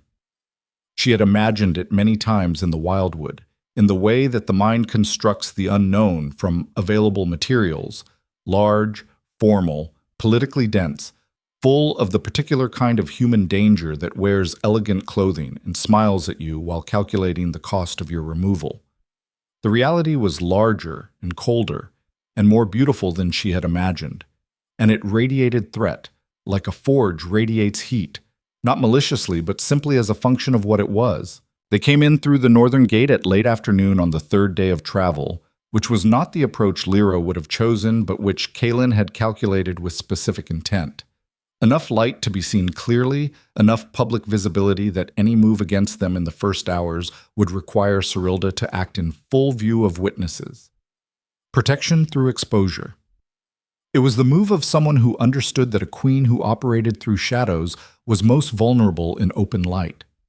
Lyra rode behind Kaelin on the dark horse with Aaron pressed against her back and Scylla in front, all 4 of them visible against the gray afternoon sky as they entered the city. She kept her face composed, kept her hands steady, felt the stares begin almost immediately. Not hostile yet, mostly confused, the baffled attention of a court that had been told its king had ridden south alone and was returning with a woman and 2 children. She watched people calculate. She had always been good at reading the micro-expressions of calculation, and she read them now in the faces at the gates and the windows and the crowded market square they passed through. Who are they? What do they mean? How does this change the arrangement of things? Erin, who had never been in a city in her life, was silent for approximately 45 seconds before her natural inclinations reasserted themselves. There are so many people, she said, in a tone that indicated she was forming opinions about most of them. Yes, Lyra said. They're staring. Yes. Is that because of us or because of him? Both, Lyra said. I don't like being stared at, Aaron said, and then, in the same breath, turned to look directly at 3 court attendants who were watching them from a doorway with transparent fascination. The attendants looked away. Aaron appeared satisfied. Scylla, who had been quiet since the city walls, spoke very softly. Mama. The woman in the blue cloak at the corner. Lyra's eyes moved without the movement being visible. The woman in the blue cloak stood at the edge of the market square with the carefully arranged casualness of someone who was performing the activity of browsing a stall while actually doing something else entirely. She was pale, slim, and her eyes tracked their progress with an attention so focused it had texture. Lyra recognized the type. She had lived in the wildwood for 5 years, but she had not forgotten the language of surveillance. I see her, Lyra said quietly. She's counting us, Scylla said. Yes. She'll tell someone. She already has, Lyra said. She did it the moment we came through the gate. She leaned forward slightly. Kaelin. I saw her, he said, without turning. Second floor window behind us as well, and the man who left the square toward the east corridor 2 minutes after we entered it. A pause. Cyrilda knows we're here. How long do we have? Lyra asked, until she finishes deciding whether to confront or consolidate. His voice was even. Given that she's smart and afraid, I'd estimate consolidation. She'll move to secure her position with the council before meeting us directly, which gives us a window of approximately 3 hours, Lyra said. Maybe 4, if her people need time to assemble. He glanced back at her with that expression again, the one that recalibrated. Yes, he said, approximately. Then we need to reach the council chamber first, Lyra said. Whatever you're going to present to them, the evidence, the confession you need, it needs to happen before she can frame the narrative. Agreed. He guided the horse through the thinning market crowd toward the castle that rose above the city, like something that had grown rather than been built. There's a man in the council I trust, Advisor Dren. He has been with my family for 30 years, and his loyalty is not to political arrangement. I need to reach him before Cyrilda reaches anyone else. Do you have enough? Lyra asked. To make the case? I have you, he said. I have your testimony, and I have… A slight pause. Something else, something I recovered from Cyrilda's correspondence 3 months ago that I have been holding until I understood the full shape of what it proved. What is it? A letter, he said. Written in her hand, addressed to the man she hired to kill you. I couldn't understand it when I found it, because I didn't know what you were to me. I had buried that, or tried to. But reading it again after I found the cabin in the Wildwood, after I understood what she was afraid of and why she had been so determined to ensure you were dead before I could come back. He stopped. It's enough, he said. It will be enough. They rode through the castle gate, and Vithera's cold stone closed around them. Advisor Dren was a small man in his 60s with a scholar's careful eyes and the slightly overwhelmed expression of someone who had been managing unexpected information for decades and had developed a professional relationship with surprise. When Kaelin's personal guard brought him to the private antechamber where Lyra and the girls were waiting, he stopped in the doorway and looked at them for a long moment with those careful eyes, making the same calculations she'd been watching everyone in the city make. And then those eyes found Aaron and Scylla, and the calculation changed in a very specific way. Well, he said. Advisor Dren, Kaelin said from the window where he'd been watching the courtyard. I need the council assembled within the hour. Full council, formal session, in the great chamber. Dren was still looking at the girls. Those children are mine, Kaelin said, simply, absolutely. And the woman with them is Lyra Vale, who is alive and present, and whose testimony regarding events of 5 years ago will be heard today by the full council. Dren finally moved his gaze from the children to Kaelin, and something in his expression shifted from the overwhelmed professional to something more human. I heard she was dead, he said quietly. She was meant to be, Kaelin said. A silence. Then Dren straightened, and the professional was back, and he said, I'll have them assembled in 40 minutes. Will that be sufficient? Make it 30, Kaelin said. We don't have much time. Dren left. Lyra stood from her chair near the fire where she'd been sitting with the girls and looked at Kaelin across the room. He looked tired. Not the wound tired of 2 days ago, but the longer, older tired of a man who had been carrying something heavy for years and could see the place where he might be allowed to set it down. Aaron, Scylla, Lyra said, come here. They came to her, both of them reading her tone with the sensitivity they'd developed over 5 years of close proximity and circumstances that required that kind of attunement. What's happening is going to be complicated, she told them, at the level of eye contact that meant she was speaking to them as people rather than as children.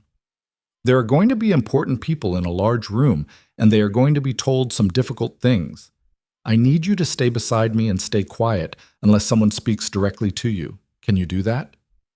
What kind of complicated? Aaron asked. The political kind. Aaron made a face that expressed her opinion of political complication with gratifying clarity. And after the complicated? After, Lyra said, things will be different. She paused. Better. I believe that. But different first. Sela reached up and took her mother's hand without speaking. Lyra held it and felt the small, solid weight of her daughter's certainty and let herself be steadied by it. All right, Aaron said. Quiet. Unless spoken to. She looked at Kaelin. Is this your fight or Mama's? It's ours, Kaelin said, and he looked at Lyra as he said it, and the pronoun carried everything they had not yet had time to fully say. The council chamber was enormous and cold, built from the same dark stone as everything else in Vithara, with high windows that let in the late afternoon light in long gray bars. 12 council members assembled with varying degrees of urgency, their expressions ranging from neutral professionalism to barely concealed curiosity. Lyra walked in beside Kaelin with her daughter's hands in hers and felt the weight of 36 eyes doing the same calculation she'd been watching people do all afternoon. And she kept her chin level and her face composed and let them look. She had survived an assassin in a border village. She had built a life in the Forbidden Wildwood from nothing. She had raised 2 extraordinary children entirely alone for 5 years. A council chamber full of politicians in fine clothes was, in the operational scheme of things, a manageable situation. She looked at them and thought, I have been in harder rooms than this. Kaelin stood at the head of the council table and presented the case with the efficient, irrefutable clarity of a man who had been building it in his mind for 3 months and was now, finally, in a position to use it. He started with the political engagement that had been forced on him by the council 3 years before. The context Lyra had not fully known, but could now fill in from 5 years of inference. He moved through the marriage, Serilda's network, the inconsistencies in the reports of Lyra's death that he had identified 18 months ago and begun quietly investigating. Then he placed the letter on the council table. It was a single sheet of heavy paper, covered in a precise, elegant hand that Lyra could read from her position. 3 sentences, addressed to a name she did not recognize, with a sum of money and a description and a phrase that removed all ambiguity about intent. She must not be found alive. The king cannot know she carries his line. End it cleanly and leave no trail back to this court. The chamber went very quiet. I would like to call a witness, Kaelin said. Lyra Vale, who you were told died in Ashenvale 5 years ago. Lyra stepped forward. She told the story with the clean economy she had always used for difficult truths, not the emotional architecture of someone seeking sympathy, but the precise, sequential account of events as they had occurred. The night in the rusted horn, the pale woman, the assassin, the decision to disappear, the 5 years in the wildwood, the daughters she had raised in hiding because staying visible would have meant their deaths. When she finished, the chamber was still quiet. Then one of the council members, older, gray-haired, with the expression of a man who has lived long enough that surprises have lost their power to destabilize him, said, The children. Yes, Kaelin said. They're mine, Kaelin said again for the second time in an hour, and the word was a wall with no exits. By blood and by recognition and by every law this court acknowledges. They are my daughters and the heirs of my line, and their mother is the woman who was nearly murdered by my wife's agents to prevent exactly this moment from occurring. Another silence. And then, from the chamber's entrance, a voice. What an extraordinary performance! Serilda entered the way she must always have entered rooms, with the absolute confidence of someone who considered every space she occupied to be hers by right. She was, Lyra recognized immediately, exactly as dangerous as she had imagined, beautiful in the way of things that have been constructed rather than grown, with eyes that processed the room in a single sweeping assessment that missed nothing. Those eyes found Lyra, found the girls, and for just a fraction of a second, just long enough for Lyra to see it and catalog it with the healer's instinct for what bodies reveal when the mind is working too fast to manage them. Something moved across Serilda's face that was not quite surprise, but was not quite the absence of it either. A recalibration, a rapid, intelligent restructuring around a situation that had developed in a direction she had not fully anticipated. My king, she said, smooth and composed, moving into the chamber with the bearing of someone who had already decided how this scene ended. I come to welcome you home and find instead, a brief gesture that encompassed Lyra and the girls with elegant dismissal. Theater. Cyrilda, Kalen said, and his voice had changed, had dropped into something that was not rage. Rage was too hot, too reactive, but the cold, absolute certainty of a man who had made a decision all the way down to the marrow. Sit down. Well, I don't think... Sit down, he said again, and the council chamber heard the difference, and Cyrilda heard it too, and some calculation shifted behind her beautiful, calculating eyes. She sat. You are going to listen, Kalen said, to everything that will be presented in this chamber today, and then you will have the opportunity to respond, and the council will make its determination. He looked at her with the complete, undeflectable attention of a man who had stopped managing a situation and started ending one. Do you understand? Cyrilda's gaze moved from Kalen to Lyra, and in that movement Lyra saw the full shape of what the woman had been for 5 years. The threat she had built her entire defensive structure around. The variable she had tried to eliminate and failed. The problem that had returned from the dead to stand in her council chamber and look at her with gray eyes that did not flinch. I understand, Cyrilda said, and her voice was steady, and her face was composed, and her eyes were doing the fast, fluid work of a mind that was 3 steps ahead and already looking for the angle. Lyra watched her and thought, she's not done. She was right. The hearing proceeded. The assassin's name in the letter was a man called Voss, a contracted operative whose use of the particular payment method described in Cyrilda's letter could be verified through records that advisor Dren, who had spent the last 30 minutes of Lyra's testimony moving with urgent quiet purpose around the chamber's periphery, was now able to produce. Cyrilda denied it. She denied it with the polished, complete denial of a woman who had prepared for this possibility, constructed an alternate account, positioned witnesses of her own, attacked the provenance of the letter with technical arguments about forgery that were sophisticated enough to create uncertainty in the faces of 3 council members. Lyra watched the faces, watched the uncertainty, felt the chamber's weight begin to shift in a direction that was not good, felt the architecture of Kalen's careful case developing a pressure point under Cyrilda's sustained, intelligent assault. The letter can't be verified beyond her denial, Lyra said quietly to Kalen during a brief procedural pause. I know, he said, and there was the first edge of something in his voice that was not quite doubt, but was in its neighborhood. You need Voss himself, she said. Voss disappeared 5 years ago. His current location is known to me, Lyra said. Kalen went very still. What? The man who came to Ashenvale to kill me. She held his gaze. He didn't disappear after he failed. He ran. And the direction he ran was into the Forbidden Wildwood, because frightened men do not make good directional decisions under pressure. She paused. He died of a fever 14 months after my daughters were born. I treated him for 4 days before he died because that is what I do. She watched the implication land. He confessed, she said. Dying men often do. I have the exact details of every piece of information he disclosed.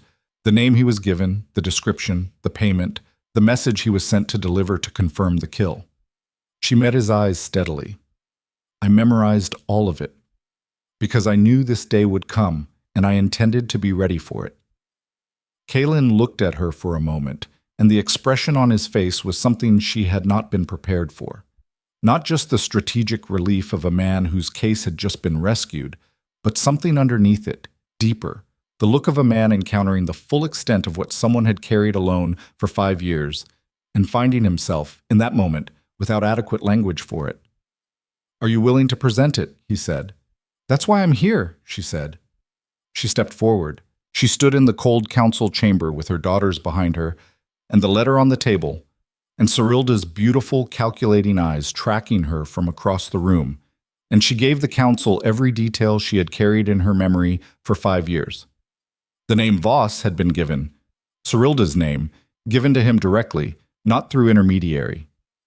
The description he had been sent with, the specific phrase he had been instructed to use to confirm the kill in his report back, the payment amount that matched to the exact figure, the sum in Cyrilda's letter. The chamber heard it, and then In the particular silence that follows testimony that has reached a verdict before the deliberation begins, everyone in the room looked at Cyrilda. She was still composed. She was extraordinary at composed. Lyra would give her that. But underneath the composed, something had changed, had tightened in a way that was visible to anyone who knew how to read the body's testimony when the mind was controlling the face. She was calculating, and the calculations were not coming out in her favor, and she knew it. "This is," she began.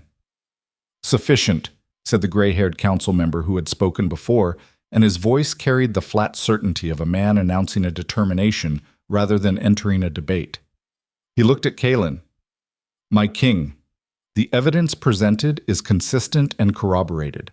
I believe I speak for the majority of this council when I say that a formal hearing of these charges is warranted, and that pending that hearing, she should be confined to her quarters," Kaelin said, "with a guard of my choosing."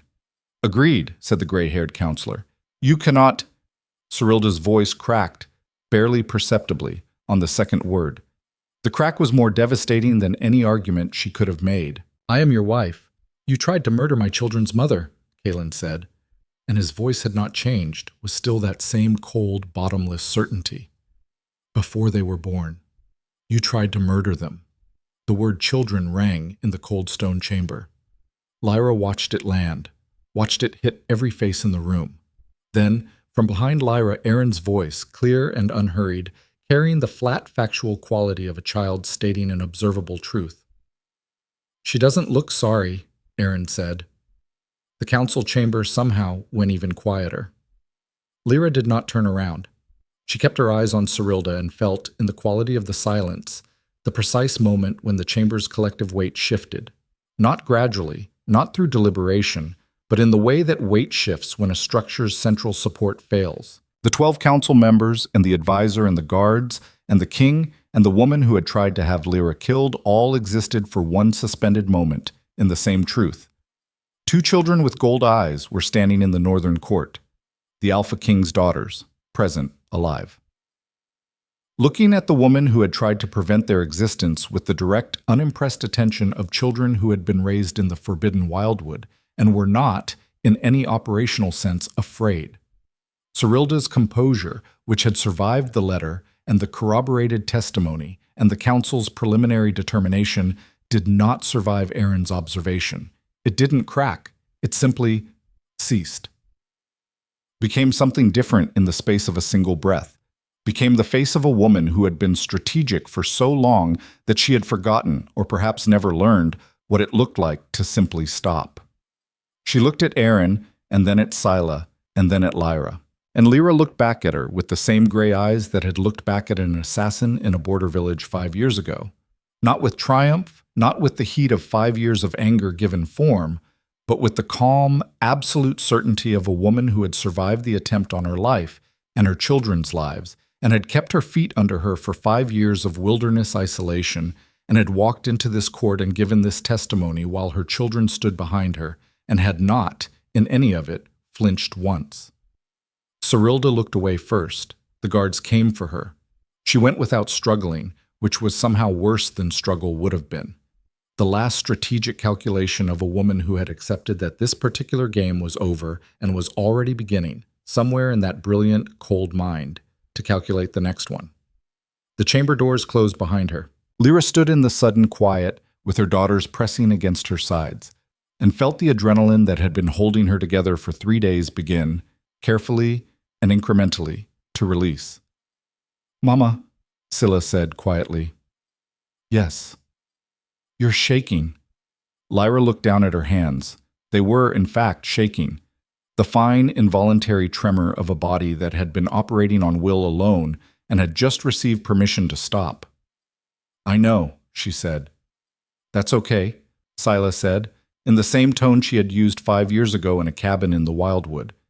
"It's okay to shake. It means you were very brave for a very long time." Kaelin moved to stand beside her, and he did not speak because he understood. She could see that he understood, that she did not need words in this moment. He simply stood there, close enough that she could feel the solid warmth of him, steady and present and real. Across the chamber, the gray-haired council member was speaking to the others in a low, urgent voice, and the other voices were rising and falling in the particular cadence of a situation being formally processed. Dren was writing something. The guards at the chamber doors were reorganizing. The world was reorganizing. Lyra stood in the cold center of it, with her daughters at her sides and Kaelin beside her, and she let the shaking come. She let 5 years of accumulated survival exhale from her bones. She was still standing when it finished. She would always still be standing. But in the far wing of the castle that she could not see from where she stood, in rooms appointed in the considerable luxury that befitted a queen of Ithara, Serilda sat very still in her confinement and looked at the window and thought, with the cold, patient intelligence that had gotten her further in the world than anyone had expected. This is not over. And she reached very slowly for the small locked box that the guards had not thought to take from her. The locked box was made of ironwood, small enough to fit in both palms, with a latch that required a specific sequence of pressure points to open.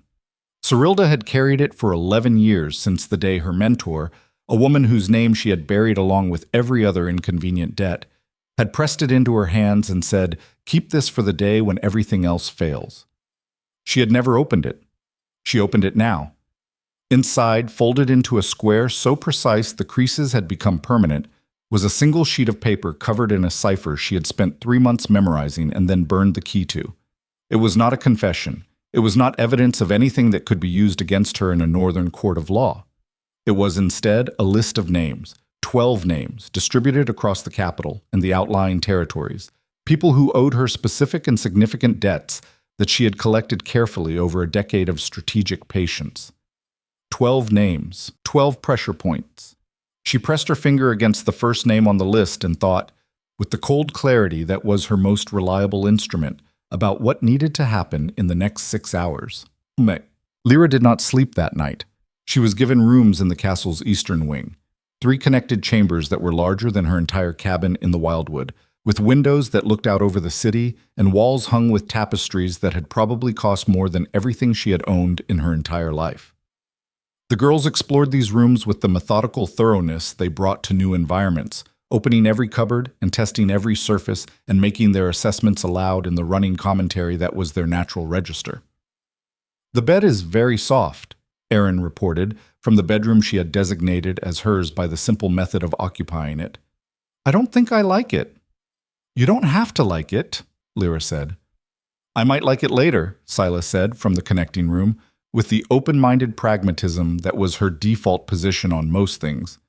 "Once I've had time to adjust to it." "That's reasonable," Erin conceded. Lyra stood at the window and looked out at the city lights spread below and thought about Serilda and her confined rooms and the locked box she had not had the presence of mind to ask the guards about because she had been shaking and her daughters had been pressing against her sides, and she had not, in that moment, had the capacity for the next threat. She thought about it now. She had watched Serilda for approximately 40 minutes in the council chamber, which was not much time, but was more than enough for someone who had spent years reading the bodily language of threat in an environment where misreading cost lives. What she had observed was a woman who was not, by any measure, finished. The composure that had cracked at Erin's observation had reassembled itself before the guards had even reached her. She had watched it happen, that rapid reconstruction, the way a structure hit by something heavy settles and re-equilibrates. Serilda had walked out of that chamber not as a defeated woman, but as a woman recalculating. Recalculating women with 11 years of political infrastructure and a locked box were dangerous. She heard the door to the outer room open and turned. Kaelin stood in the doorway, still in the dark clothes he'd traveled in, and he had the look of a man who had spent the last 3 hours in conversations he hadn't enjoyed. "The council has formally convened the preliminary hearing," he said, keeping his voice low enough not to carry to the girls. "Dren is managing the procedural elements. The hearing will happen tomorrow morning." "Tomorrow morning," Lyra said. "That's fast." "I requested it be fast." He crossed the room and stood beside her at the window. "How are you?" "Thinking," she said. "About?" Serilda's rooms, the guards who searched them. He went still in the particular way she had come to associate with him receiving information he didn't like. "What about them? Did they take a locked box?" A pause. I don't know. She had a locked box on her person, small, ironwood. I saw it when she reached into her traveling coat for the handkerchief during the testimony. Lyra kept her voice even. A woman like Cyrilda does not carry an ironwood lockbox for sentimental reasons. Kaelin looked at her for a moment, and then turned and spoke quietly to the guard at the outer door. Lyra listened to the exchange and went back to looking at the city lights and thinking. They took her obvious possessions, Kaelin said, returning. They didn't conduct a personal search. Then she still has it. Lyra. He said her name with a specific weight that indicated he was choosing his next words carefully. Even with a box full of leverage, she cannot undo what happened in that chamber today. The testimony is recorded. The letter is in evidence. The council heard compelling testimony, Lyra said. That's not the same as having made a determination. Between now and tomorrow morning, there are 12 hours and a woman with 11 years of infrastructure and whatever is in that box. She looked at him. She won't move against us directly. That would confirm everything presented today. She'll move against the testimony itself. She'll find a way to create sufficient doubt that the council's determination falls short of formal conviction. Kaelin was quiet. You know I'm right, she said. Yes, he said. I know. Then what do we do? He looked at the city for a long moment, and she watched him think, watched the Alpha King's mind work through the problem with the same quality of focused, ranging intelligence she had first encountered across a tavern table 5 years ago. It was one of the things she had thought about in the Wildwood, in the long evenings. Not the physical beauty or the authority or any of the easy things, but this. The quality of his thinking, the way he held a problem with both hands and turned it. The assassin's details you presented, he said. You said Voss disclosed specific information before he died. Yes. The phrase he was instructed to use to confirm the kill, what was it? Lyra told him. Kaelin went very still. Say it again. She said it again. That phrase, he said slowly, appears in one other place, in a communication between Cyrilda and the man she used as an intermediary, a man who is still very much alive and who currently serves on the border council of the Eastern Territory. He turned to look at her. I found it 3 months ago. I didn't understand its significance. You do now. I do now, he said, and something in his voice had shifted, not the cold certainty from the council chamber, but something warmer and more complex, the particular quality of a man arriving at a realization that changed multiple things at once. How quickly can you reach this man? Lyra asked. Rider and message? 4 hours to the Eastern Post, 6 hours back with his testimony if Dren sends the right authorization. He paused. 10 hours total. The hearing is in 12 hours, 2 hours of margin. Lyra turned this over, examining it from every angle, checking the load-bearing elements. It was not comfortable. It was not the kind of margin that allowed for error, but it was sufficient, if nothing else moved in the wrong direction. Do it, she said. I already sent the rider, he said. She looked at him. 40 minutes ago, he said, before I came here. I made the same calculation you just made, in approximately the same sequence. She held his gaze for a moment. You could have told me that at the beginning of this conversation. I wanted to see how you'd work through it, he said, and there was something at the edge of his voice that was as close to warmth as she had heard from him since the cabin. You didn't miss a step. I'm glad my crisis reasoning is entertaining, she said. It's not entertaining, he said quietly, and the warmth settled into something more serious. He stopped himself. We can talk about what it is when this is finished. Lyra looked at him for a moment and then looked back at the city, because looking at him directly for too long was a hazard she was managing in the same careful, practical way she managed most hazards. Yes, she said, we can talk about it then. She slept for 4 hours and was awake before dawn. Well, the message that woke her was not from Kaelin. It was slipped under the outer door sometime in the deep hours before morning, and it was Scylla who found it. Scylla, who slept lighter than her sister and had inherited, apparently, some early warning sensitivity that Lyra recognized from her own biology. She appeared at Lyra's bedside with the folded paper held carefully between two fingers, her gold eyes calm and alert in the pre-dawn dark. "It was under the door," she said. "Did you see who put it there?" "No, but they walked very quietly." Scylla set the paper in her mother's hand. "It smells like the room they put her in. I noticed her perfume in the corridor when we walked past earlier." Lyra unfolded the paper. The message was 3 lines. No signature. "You cannot win tomorrow. The council member you are relying on most heavily has served my interests for 7 years. Withdraw your testimony and take your children home. I will consider the matter closed." Lyra read it twice. Then she set it on the bedside table and sat for a moment in the pre-dawn dark, with Scylla's steady presence beside her, and thought about the word home. 5 years ago, home had been the rusted horn and a borrowed name in the art of being invisible. Before that, it had been other borrowed names, other temporary structures. She had been building homes out of impermanent materials for most of her adult life, and she was good at it, had always been good at it, the way that people who have lost permanent things become very skilled at the provisional. The cabin in the Wildwood had been the first place she had built with the intention of staying, had built for a future rather than a retreat. She thought about Cyrilda's 3 lines and the particular calculation embedded in them. The assumption that home was a place she could be sent back to, that the Wildwood and its isolation were a threat she would want to avoid returning to. The assumption that she would trade testimony for safety because safety was the thing she prioritized. It was a reasonable assumption. It was also, she thought, based on an incomplete picture of who she was. "Scylla," she said. "Yes." "Do you remember what I told you the morning we left the Wildwood?" Scylla considered. "You said things would be different, better, but different first."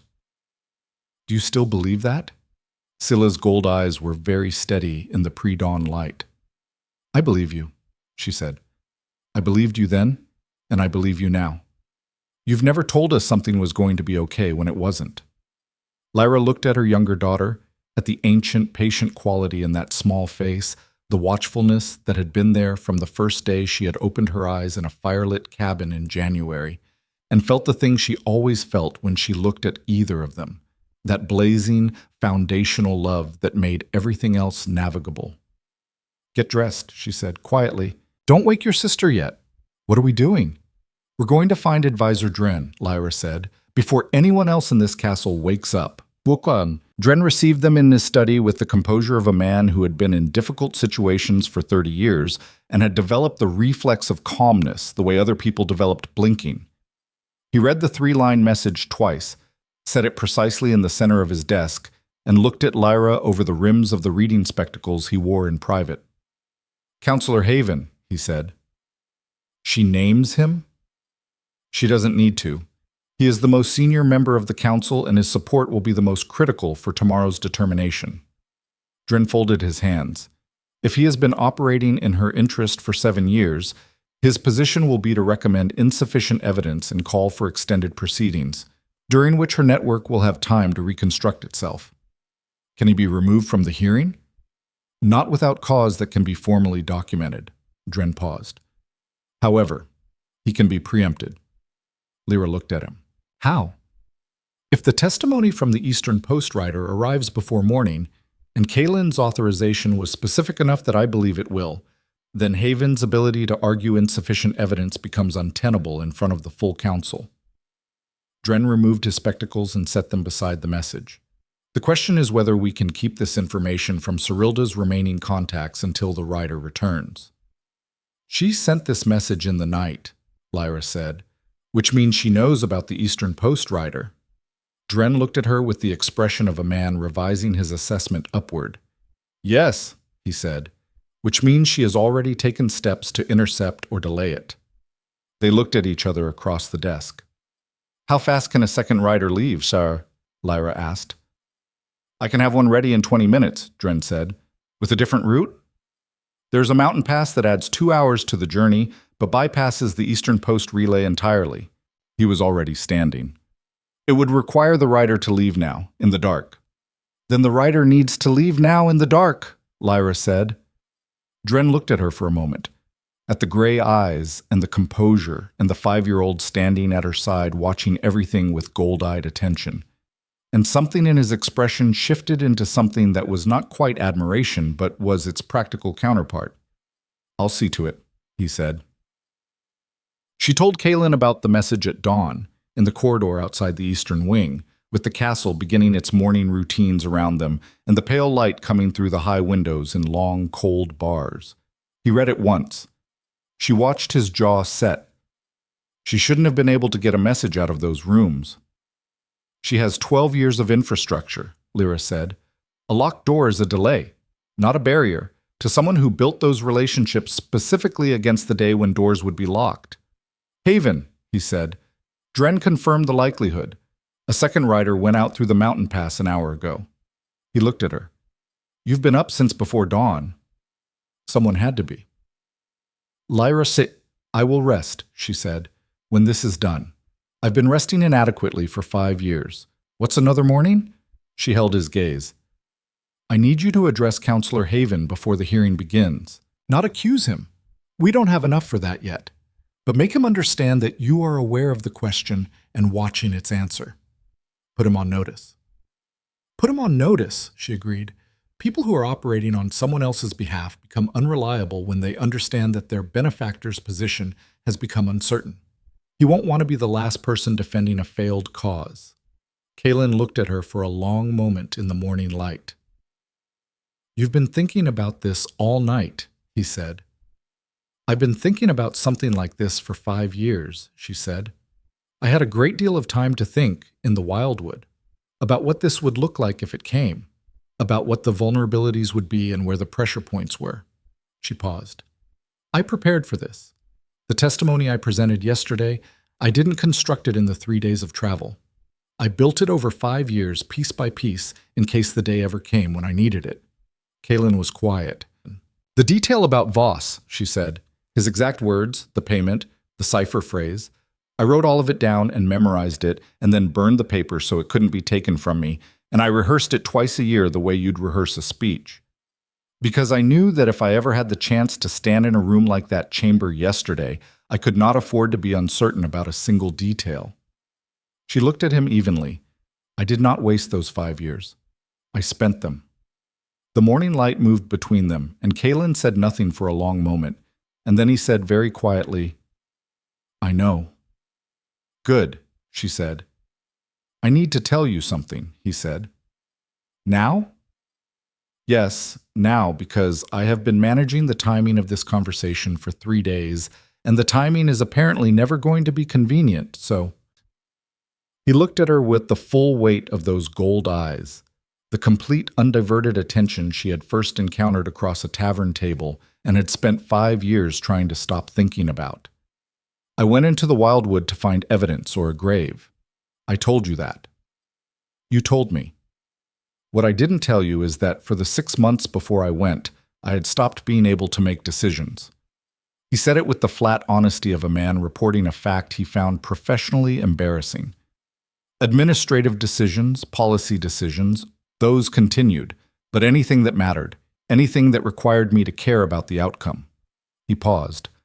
I had been making them by the system, by what the council needed, what the court required, by everything except the thing that had been driving them before. He held her gaze. "I didn't understand, until I found that cabin and those 2 girls looking at me with my own eyes, what I had been missing the specific shape of." Lyra looked at him for a long moment. "Kaelin," she said carefully, "this is not a convenient time for this conversation." "I know," he said. "I told you the timing was never going to be convenient. We have a council hearing in 4 hours, and an imprisoned queen with an active intelligence network, and a council member of uncertain loyalty, and a rider who may or may not be intercepted on a mountain pass." "Yes," he said. "All of that is true. I'm still saying it." She looked at him. He looked at her. The morning light continued its progress. "After the hearing," she said. "After the hearing," he agreed, and something in his expression settled. Not satisfied, but patient, the patience of a man who had learned to live without certainty and had found, in a forest he'd nearly died in, a reason to practice hoping again.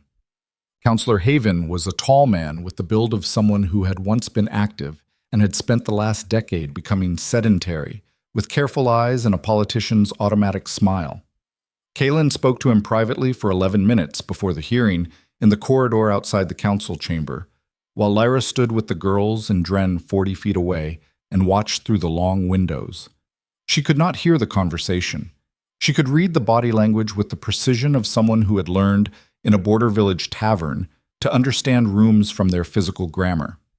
She watched Haven's initial composure, watched it develop a quality of careful management, watched the moment, visible even at this distance.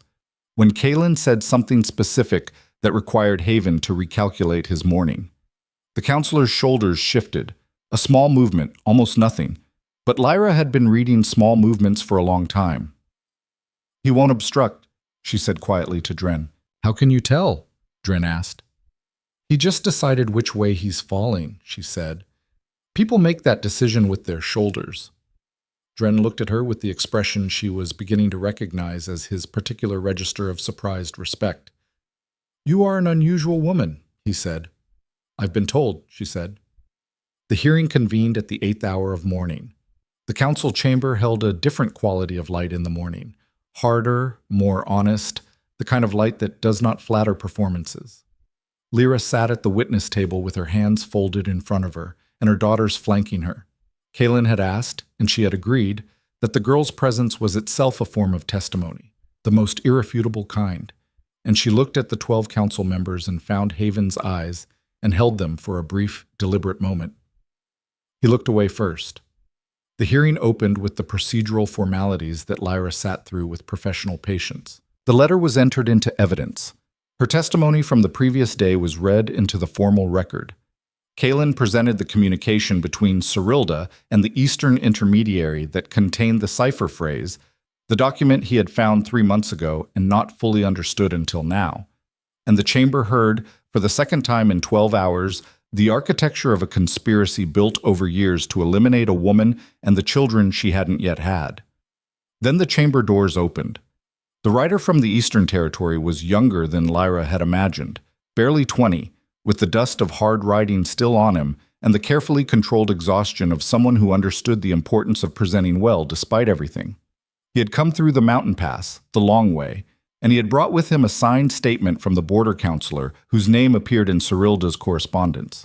The statement was read aloud by Dren in the careful official voice of a man who had been managing difficult information for 30 years and understood that the delivery of it mattered.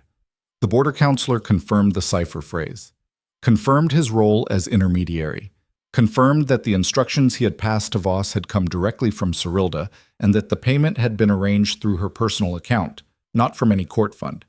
He had kept records, the kind of records that people keep when they are performing services for the powerful, and understand that those records are their only protection if things go wrong. The chamber was very quiet when Dren finished reading. Haven said nothing. Several other council members spoke. Their voices had a different quality than they had carried the previous day. Less measured, more direct, the quality of people who have finished weighing and are now stating conclusions. Lyra listened to them and watched the room and thought, this is what it sounds like when a truth becomes inescapable. Not dramatic, not the way she had sometimes imagined it in the Wildwood in the late evenings, not triumphant or cathartic, more like a structural fact, gravity, the inevitable. Cyrilda was brought into the chamber. She had changed into clean clothes and rebuilt her composure in the hours since the previous afternoon, and she entered with the carriage of a woman who had not yet surrendered the performance, who had calculated that maintaining the bearing of a queen was still the most strategic position available to her.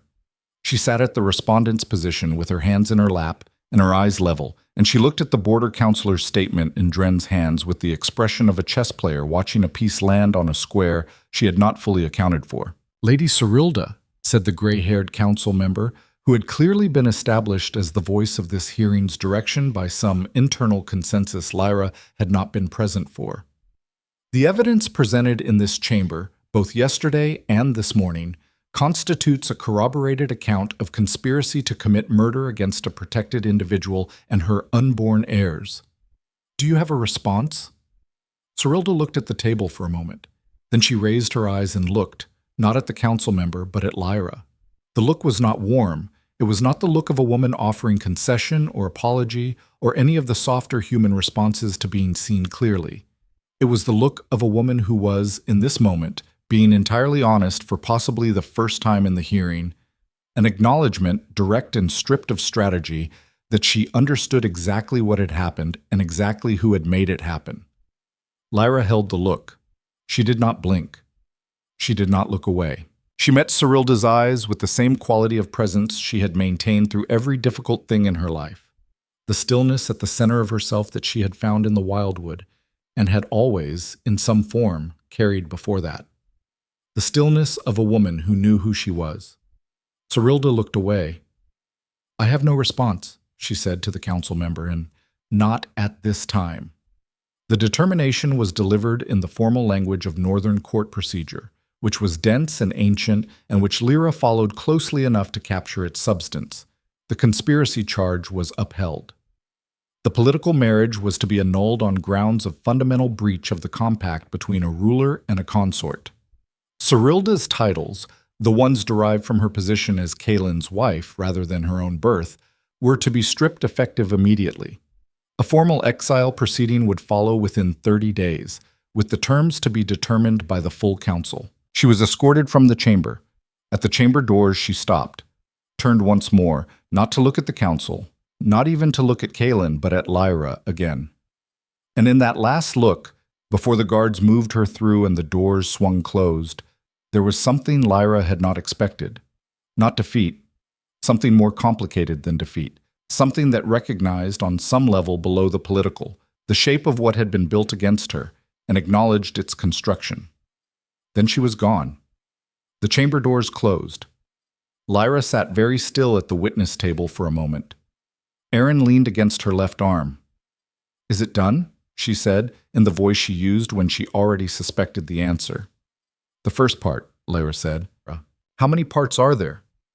"Fewer than before," Lyra said, and felt something loosen in her chest, something that had been held tightly for 5 years, that had perhaps been held tightly for longer than that, a compression she had not fully registered because it was too constant to perceive.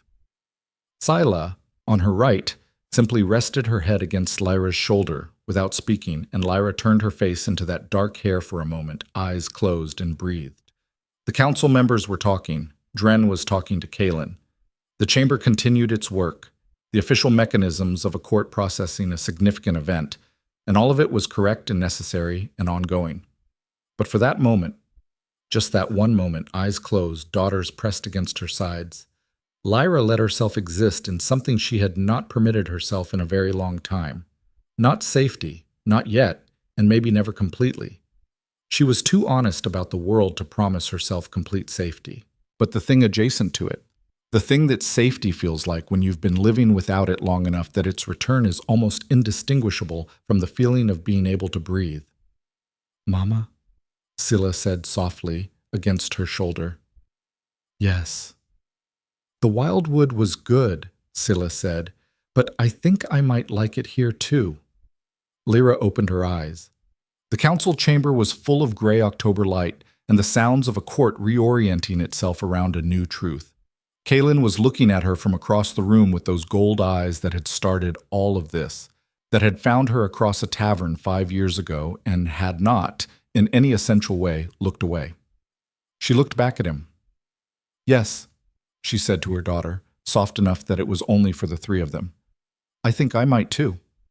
Across the chamber, the gray-haired council member cleared his throat and said, in a voice that carried the formal weight of what was coming, "There is one remaining matter.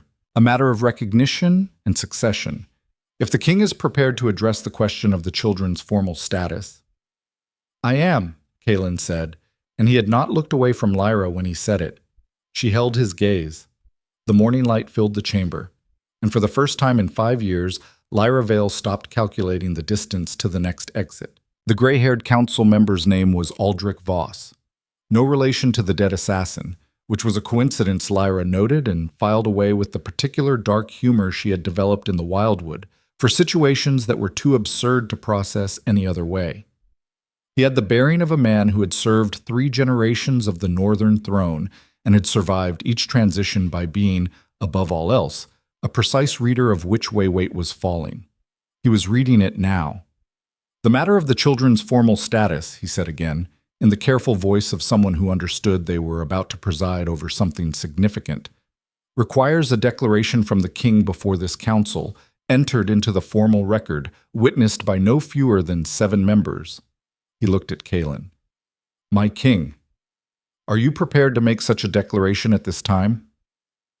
The chamber had gone very still. The procedural conversation of the last few minutes, the formal wrapping up of Cyrilda's determination, the recording of the exile proceedings, had stopped as completely as if someone had lifted a needle from a record.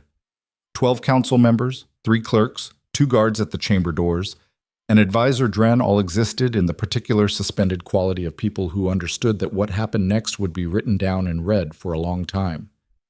Kaelin stood at the head of the table. He had not moved to his formal position at the head of the chamber, the throne-adjacent chair where the king sat for ceremonial proceedings, but remained standing where he was, with the quality she had come to read as his default, when he had made a decision he was completely at peace with, still, grounded, the absolute absence of performance. He looked at Lyra. She looked back at him across the council table, with Aaron and Scylla on either side of her, and she felt the moment gathering around all of them the way weather gathers. A pressure change, a shift in the quality of the air, the sense of something large arriving. "I am," Kaelin said, and turned to face the council fully. "I, Kaelin Dravik, Alpha King of the Northern Territories and Sovereign of the Vithara Compact, declare before this council, and for the formal record, the following." He paused. Not for drama, she thought, but in the way of someone measuring each word before they spend it, because words like these were not retrievable. "Aaron Dravik and Scylla Dravik, daughters of Lyra Vale, are my blood heirs, born of my line, acknowledged before this council and before the laws of this court. Their status as heirs of the Alpha bloodline is declared complete and irrevocable, effective from this moment." The silence in the chamber had a different quality now. Not the silence of people holding their breath, but the silence of a room full of people absorbing something that has changed the architecture of their world and are doing the rapid, complex work of reconfiguring around the new shape of it. Aaron, at Lyra's left side, was very still. This was notable enough that Lyra glanced down at her daughter, who was rarely still, who moved through the world with the constant kinetic energy of a person whose thoughts generated more momentum than her body could always contain. She was looking at Kaelin with an expression Lyra had never seen on her face before, an expression that was trying to be her default practical assessment and was instead something younger and less defended.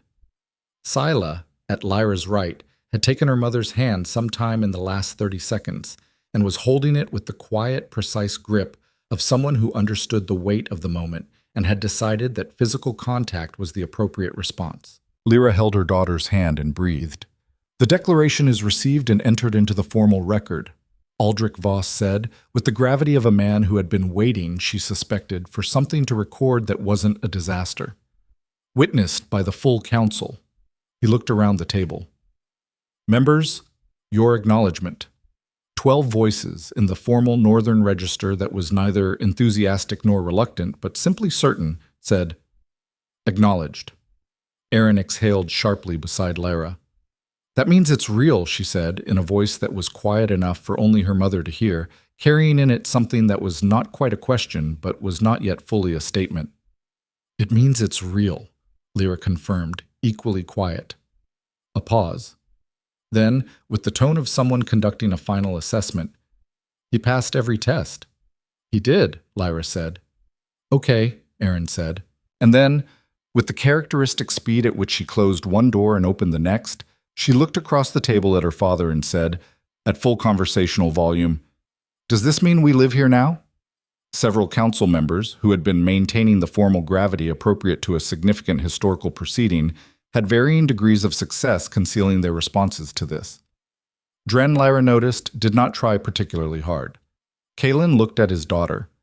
That is one option, he said, with the careful diplomatic neutrality of a man who had realized he was now in negotiations with a 5-year-old and was taking it seriously.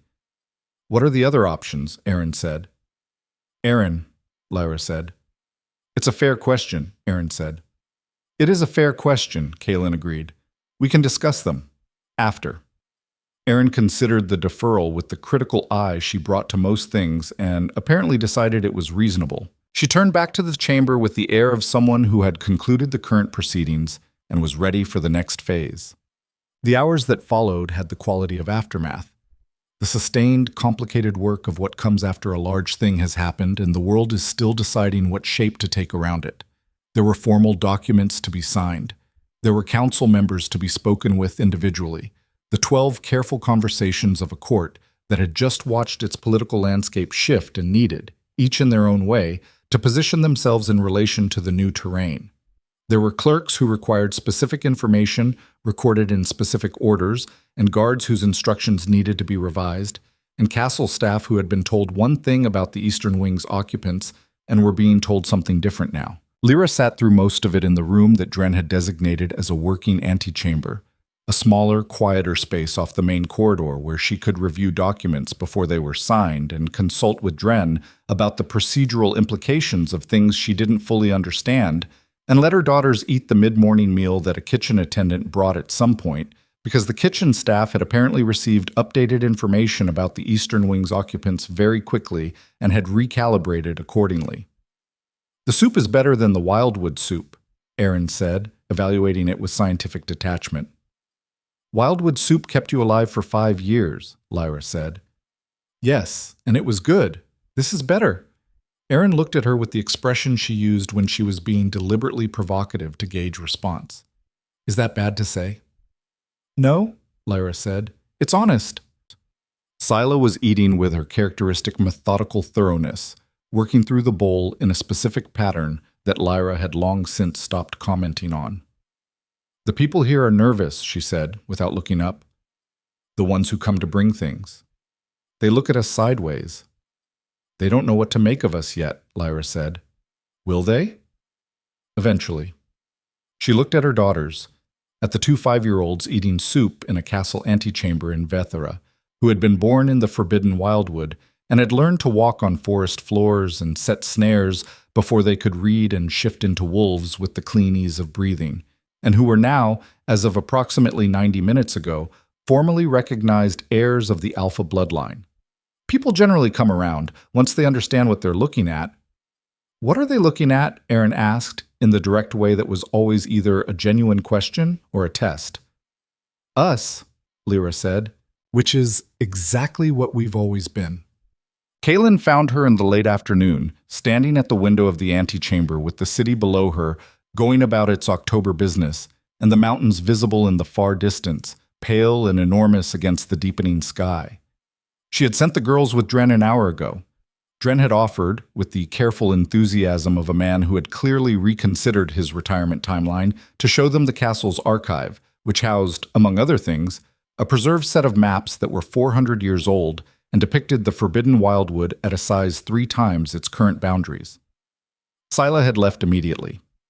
Aaron had taken a few seconds to assess whether a 400-year-old map qualified as genuinely interesting or merely technically interesting, had determined the former, and followed. Lyra stood alone at the window and watched the city and thought about 5 years of evenings spent at a smaller window in a smaller structure watching a forest instead of a city, conducting the same fundamental activity, orienting herself in the present while holding the past at the careful distance required for forward motion. She heard Kaelin come in. She recognized his particular quality of movement, that density of presence that preceded him, the way the air in a room shifted slightly when he entered it. She had been attuned to it since the night in the Rusted Horn, and 5 years of theoretical distance had not changed the attunement. The documents are signed, he said. The exile proceedings for Cyrilda will begin in 3 weeks. The council determination is formally recorded and distributed to the territorial representatives. He came to stand beside her at the window, not quite touching, the same careful distance they had maintained since the rock shelter in the Wildwood, the distance of 2 people managing something large with appropriate respect for its weight. It's done. Is it? She kept her eyes on the city. The formal proceedings are done, he said. The rest, he paused. The rest will take time. Yes, she said. It will. She felt him turn to look at her. She kept looking at the city for a moment longer, letting herself feel the full shape of the day. The hearing, the determination, the declaration, the hours of aftermath. And then she turned and looked at him, and let him look at her. And they stood in the late afternoon light and did not perform anything. You said earlier, he said, that you spent those 5 years, not lost them. Yes. I spent mine differently, he said. I think you should know that. Not as self-pity, I'm not asking for that, but because I want you to understand the full accounting. He looked at the window, then back at her. I ruled well. By most measures, the North is in better condition than it was 5 years ago. The border agreements are stronger. The harvest yields have been stable. The rogue wolf problem in the eastern territories was significantly reduced until this autumn's resurgence. He paused. None of it felt like anything. I made good decisions for 5 years in a complete absence of anything that felt like it mattered, and I understood in the abstract that this was grief, and I managed it the way I manage things, by continuing to function. Lyra was quiet, listening. And then I came through the trees into a clearing in the wildwood, he said, and there were 2 children with my eyes. And a woman you thought was dead, she said. And a woman I thought was dead, he agreed, who had built something extraordinary in a place the rest of the world was afraid to enter, entirely alone for 5 years, while I was ruling well and feeling nothing. He held her gaze. I need to tell you what that was like, not to make you feel responsible for it. You weren't. You made the only rational decision available to you, but because I think you've been carrying a version of this story in which you were primarily a person things happened to, and the version I need you to understand is one in which you are, the thing that everything else was happening around. Lyra opened her mouth and closed it and looked at him. You are the center, he said simply. You have always been the center, and I have spent 5 years learning the hard way what it costs to operate without your center. The afternoon light was very quiet around them. Lyra thought about the wildwood, about the first night she had walked into those trees with nothing but a pack of herbs and a determination, about the 7 days it had taken to find the cabin, about the long winter of her pregnancy and the January night her daughters had arrived and she had laughed in the empty cabin because the situation was too absurd and too magnificent for any other response. She thought about 5 years of mornings with 2 small girls who had their father's eyes and the wildwood's patience and her own stubborn refusal to be diminished by difficulty. She thought about all the things she had built in that time, from nothing, because building was the alternative to being defeated by the size of what had been taken. I need you to understand something, she said. Tell me. I am not the same person who sat across a tavern table from you 5 years ago, she said. I was capable then. I am different now. The wildwood does things to you, not bad things, but permanent things. I have edges I didn't have before. I have requirements I didn't have before. She held his gaze steadily. I don't know how to be in a court. I don't know the language of this place or its rituals or its hierarchies. I will make mistakes and offend people whose offense I didn't intend, and there will be a learning curve that is not going to be elegant. Yes, he said. I'm telling you this because I need you to want the actual person I am, she said, not a version of me you've constructed from 5 years of absence. I am harder and stranger and more accustomed to solving problems with herb knowledge and a skinning knife than with political navigation, and I am the mother of 2 extraordinary feral children who fed a fox for 3 days and have opinions about everything and will absolutely interrogate every member of your council before the month is out.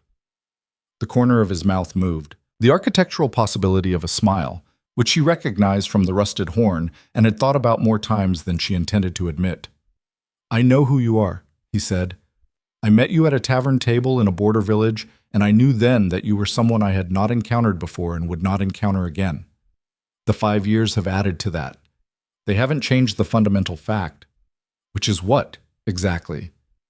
That you are the most capable, clearest-eyed, stubbornly competent person I have ever been in a room with, he said, and that I have been in rooms with a great many people.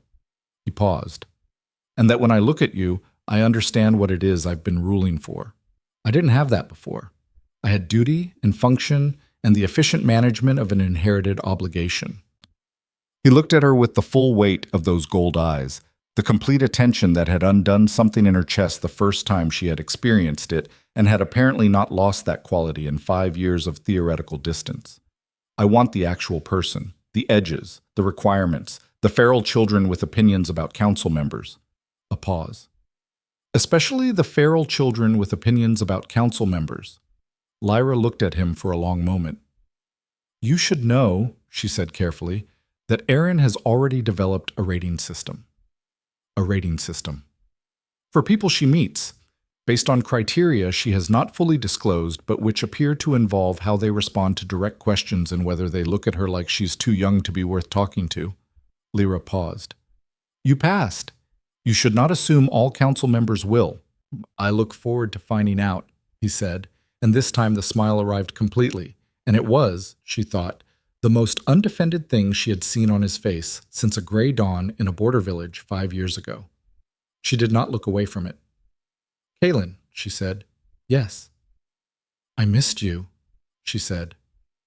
Simply, without the architecture of qualification, she would have built around it a week ago.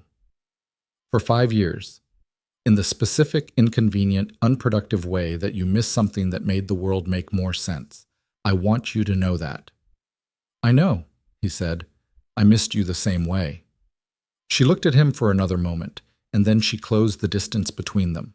Not dramatically, not with the specific emotional grandeur that the situation might have been said to call for, but in the simple, direct way of a woman who had been practical all her life and had learned that the most important things deserved to be approached without performance. He met her halfway. It was not the kiss of the rusted horn that had been beginning, discovery, the specific electricity of two people finding each other. This was different. This was recognition. The kiss of two people who had traveled a long and painful distance and had found, at the end of it, that the other person was still there, was still themselves, was still the shape that fit the specific absence they'd been carrying. When they separated, Lyra rested her forehead against his shoulder for a moment and breathed, and his hand was at the back of her head with a carefulness that felt like the most honest thing she had been given in years. Well, said Erin's voice from the doorway. Lyra straightened. Kaelin did not step back, which she appreciated. They both turned to look at the doorway, where Erin stood with her arms crossed and the expression of a 5-year-old who had arrived at a conclusion and was processing its implications. Behind her, Sela had the map, ancient, carefully handled, rolled under her arm, with the reverence of someone who understood they were holding something important. Her gold eyes moved from her mother to Kaelin to her mother again, and her expression was the open, patient one she wore when she was deciding what she felt about something. The old man with the spectacles showed us the maps, Erin said, with the tone of someone providing a status report. Sila says the Wildwood used to be 3 times bigger. I said that explains why the animals are the way they are. A pause. He's going to find us more maps tomorrow. Good, Lyra said. He's nice, Sila added. He didn't talk to us like we were stupid. Dren rarely talks to anyone like they're stupid, Kaelin said. It's one of his better qualities. Erin looked at them both for a moment with the assessing directness that Lyra had long since accepted was simply how her daughter experienced the world. Are you fixed? She said. Lyra blinked. Are we? You and him. You've been not fixed since the clearing. Erin made a gesture that apparently indicated the specific unresolved quality she had been observing for the past 3 days. Are you fixed now? Kaelin looked at Lyra. Lyra looked at Kaelin. We're working on it, Lyra said. Erin appeared to find this a satisfactory operational update. Okay, she said. Sila wants to eat dinner in the room with the maps. I said I'd ask. The archive is not a dining room, Kaelin said. Dren said it was fine, Sila said. A pause. Dren said it was fine, Kaelin repeated. He said it quietly, Sila clarified. Like he wasn't sure it was actually fine, but he wanted it to be fine. Kaelin looked at Lyra with an expression that she recognized with some surprise as helplessness. the specific, bewildered helplessness of a man who had been the most powerful person in every room he had entered for a decade and had just met two 5-year-olds who had reorganized that particular hierarchy without appearing to try. "Is this," he started. "Normals," Lyra said. "Yes, this is completely normal." "Every day?" "Every day," she confirmed. He looked at the girls for a moment, at Erin with her crossed arms and her assessment and her complete absence of deference to anything that hadn't earned it, and at Scylla with the ancient map under her arm and her patient, open expression, and something moved through his face that was so unguarded she almost looked away from it. "Dinner in the archive," he said. "I'll tell the kitchen." Erin uncrossed her arms, which was her version of a smile. Scylla's actual smile appeared briefly, the full one she reserved for moments when she was genuinely, completely pleased. They disappeared back down the corridor. Lyra listened to the sound of their footsteps. Erin's quick and purposeful, Scylla's measured and even, until the castle's stone swallowed them, and then she let out a slow breath and felt, underneath it, something she had not felt in so long that she had nearly stopped believing it still existed in her. Peace. Not the Wildwood's peace, which was ancient and indifferent and beautiful in the way of things that would exist long after you were gone. Something smaller and warmer and entirely human. The peace of a person who has stopped running and found, in the place where they stopped, something worth being still for. 3 weeks later, on the morning that Cyrilda's exile was formally executed, the court of Ithara assembled in the Great Hall. Lyra had learned a great deal about courts in 3 weeks. She had learned them with the same methodical attention she brought to new environments, identifying the hierarchies, the pressure points, the individuals whose alliance mattered and whose opinion was primarily performative. She had made mistakes, as she had told Kaelin she would. She had offended a court official whose title she had not recognized. She had used direct language in a situation that apparently required indirect language, and had required Dren to explain afterward, with patient thoroughness, the specific gradient of indirection that the situation had called for. She had also, in 3 weeks, established herself as a healer of uncommon ability in a court that had been relying on physicians of varying competence, and this had done more for her position than anything that had happened in the council chamber. The court understood politics. It understood power. But there was a different kind of recognition in the eyes of people who had brought her their problems. A migraine that had lasted 6 weeks. A child with a recurring fever that hadn't responded to the physician's treatments. An elderly counselor with a joint condition that limited his movement, and had found those problems resolved by a woman who understood the body's own inclination toward health and knew how to assist it. Erin had, as predicted, developed opinions about council members. She shared them with the directness that Lyra was in the continuous process of contextualizing for various recipients, and which Kaelin received as field reports with a seriousness that Erin found completely appropriate and which Lyra found quietly, repeatedly, hilarious. Scylla had found the castle's natural population of animals, the horses in the stable, the hawk that lived in the eastern tower, the particular family of ravens who had established themselves on the north parapet, and had entered into a series of negotiations with them that were conducted in a language of patient attention and offered food that transcended the barrier between species with a fluency that left stable hands and guards slightly bewildered and Dren genuinely fascinated. They had both shifted once in the enclosed training yard behind the stables, with Kaelin present, and the contained pride on his face when he watched them move in wolf form, clean and fast and completely at home in the shape their blood gave them, had been something Lyra had not looked away from. She looked at him a great deal these days. She had stopped managing it with the careful discipline of the first weeks and had allowed herself the simpler, more honest practice of simply looking at him when she wanted to, which was frequently and with the specific quality of attention that he returned in kind, and which the court had noticed and discussed and would continue to notice and discuss, which neither of them found particularly relevant. She was not yet fully at home in Vithara. She had told him it would take time, and she had been honest. There were moments, in the large formal spaces, in the proceedings that required fluency in a language of symbol and gesture that she was still acquiring. when she felt the specific disorientation of someone operating in a system whose rules she understood intellectually but had not yet internalized. When she felt the pull toward the directness of the forest, toward the clean cause and effect of a life where the things that threatened you were large and visible and the things that fed you were literal. She thought she would feel it for a long time. She thought she might always, in some part of herself, be a woman of the wildwood, shaped by 5 years of ancient trees and difficult winters, and the particular freedom of a life built entirely by her own hands. She did not think this was a loss. She thought it was simply who she was, a woman made of two things, the forest and the court, the survivalist and the queen, the healer and the mother, and the person who had looked at impossible odds for 5 years and declined to be defeated by them.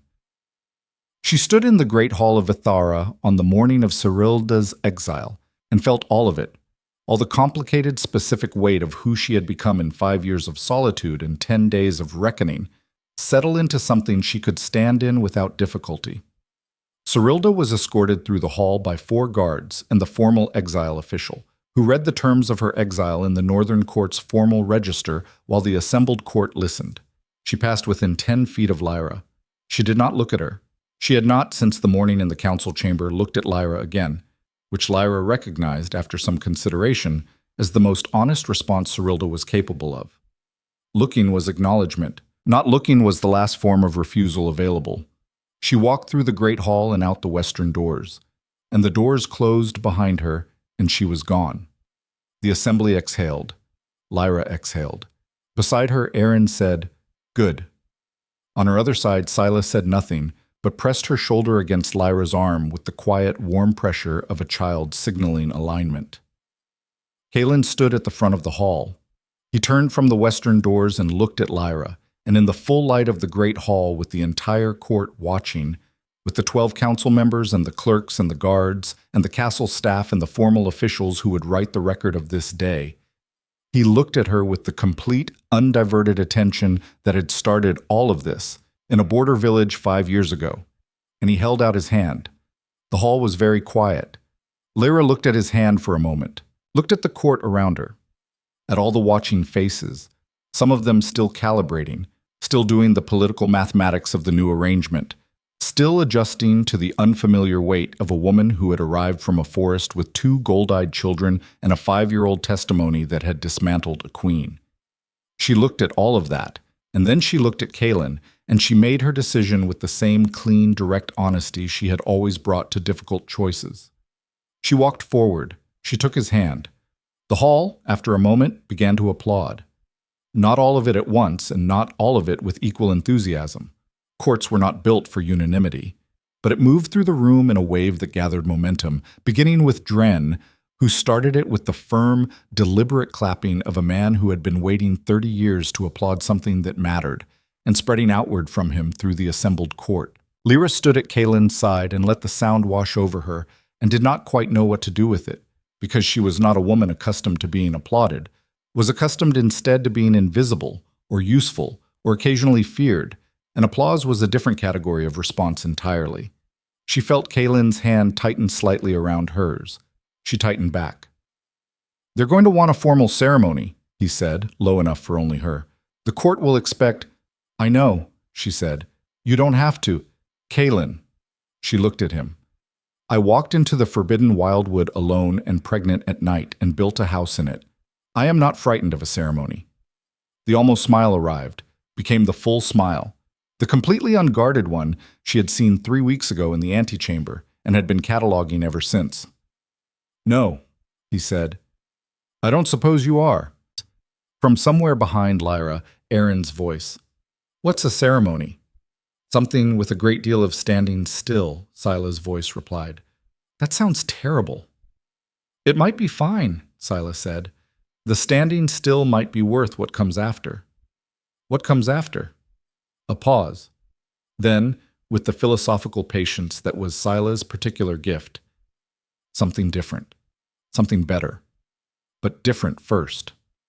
Lyra heard her own words return to her in her daughter's voice, and felt something move through her chest that was not quite any single emotion, but all of them at once. The grief and the love, and the 5 years, and the extraordinary, improbable, present. And she pressed her free hand briefly over her sternum and breathed it through. Kaelin looked at her. She looked at him. Around them, the court of Vithara continued its applause, continued its reorganization around the new center of things, continued the ancient human work of adjusting its story to accommodate a truth larger than the one it had been living inside. "Are you all right?" he said. "Yes," she said. And it was true. And the completeness of its truth was something she had not felt in so long that it arrived with the specific shock of the unexpected. "I am completely all right." Outside the great hall, through the high windows, the October sky over Vithara was the particular clear blue that only appears after a long cold night. The sky that means the weather has broken, that the system has passed, that whatever comes next will be built on different ground. Lyra Vale, who had been dead for 5 years, stood in the light of it. She stood in the light of it and looked at the man beside her and the daughters behind her and the court around her, and she thought about a cabin in the Wildwood with its repaired windows and its medicinal garden and the sound of 2 small girls arguing about blankets in the loft above the fire. And she held all of it at once, the forest and the court, the past and the present, the survival and the life that came after surviving, and found that it fit, that she was, for the first time in longer than she could clearly remember, exactly the size of her own life. Not smaller than it, not hidden inside it, not managing it at a distance with the careful tools of a woman who had never quite permitted herself to fully inhabit her own story. Exactly the size of it. Her daughter's hands found her, one on each side, and she held them, and she let the October light come in, and she did not look toward any exit. She was home,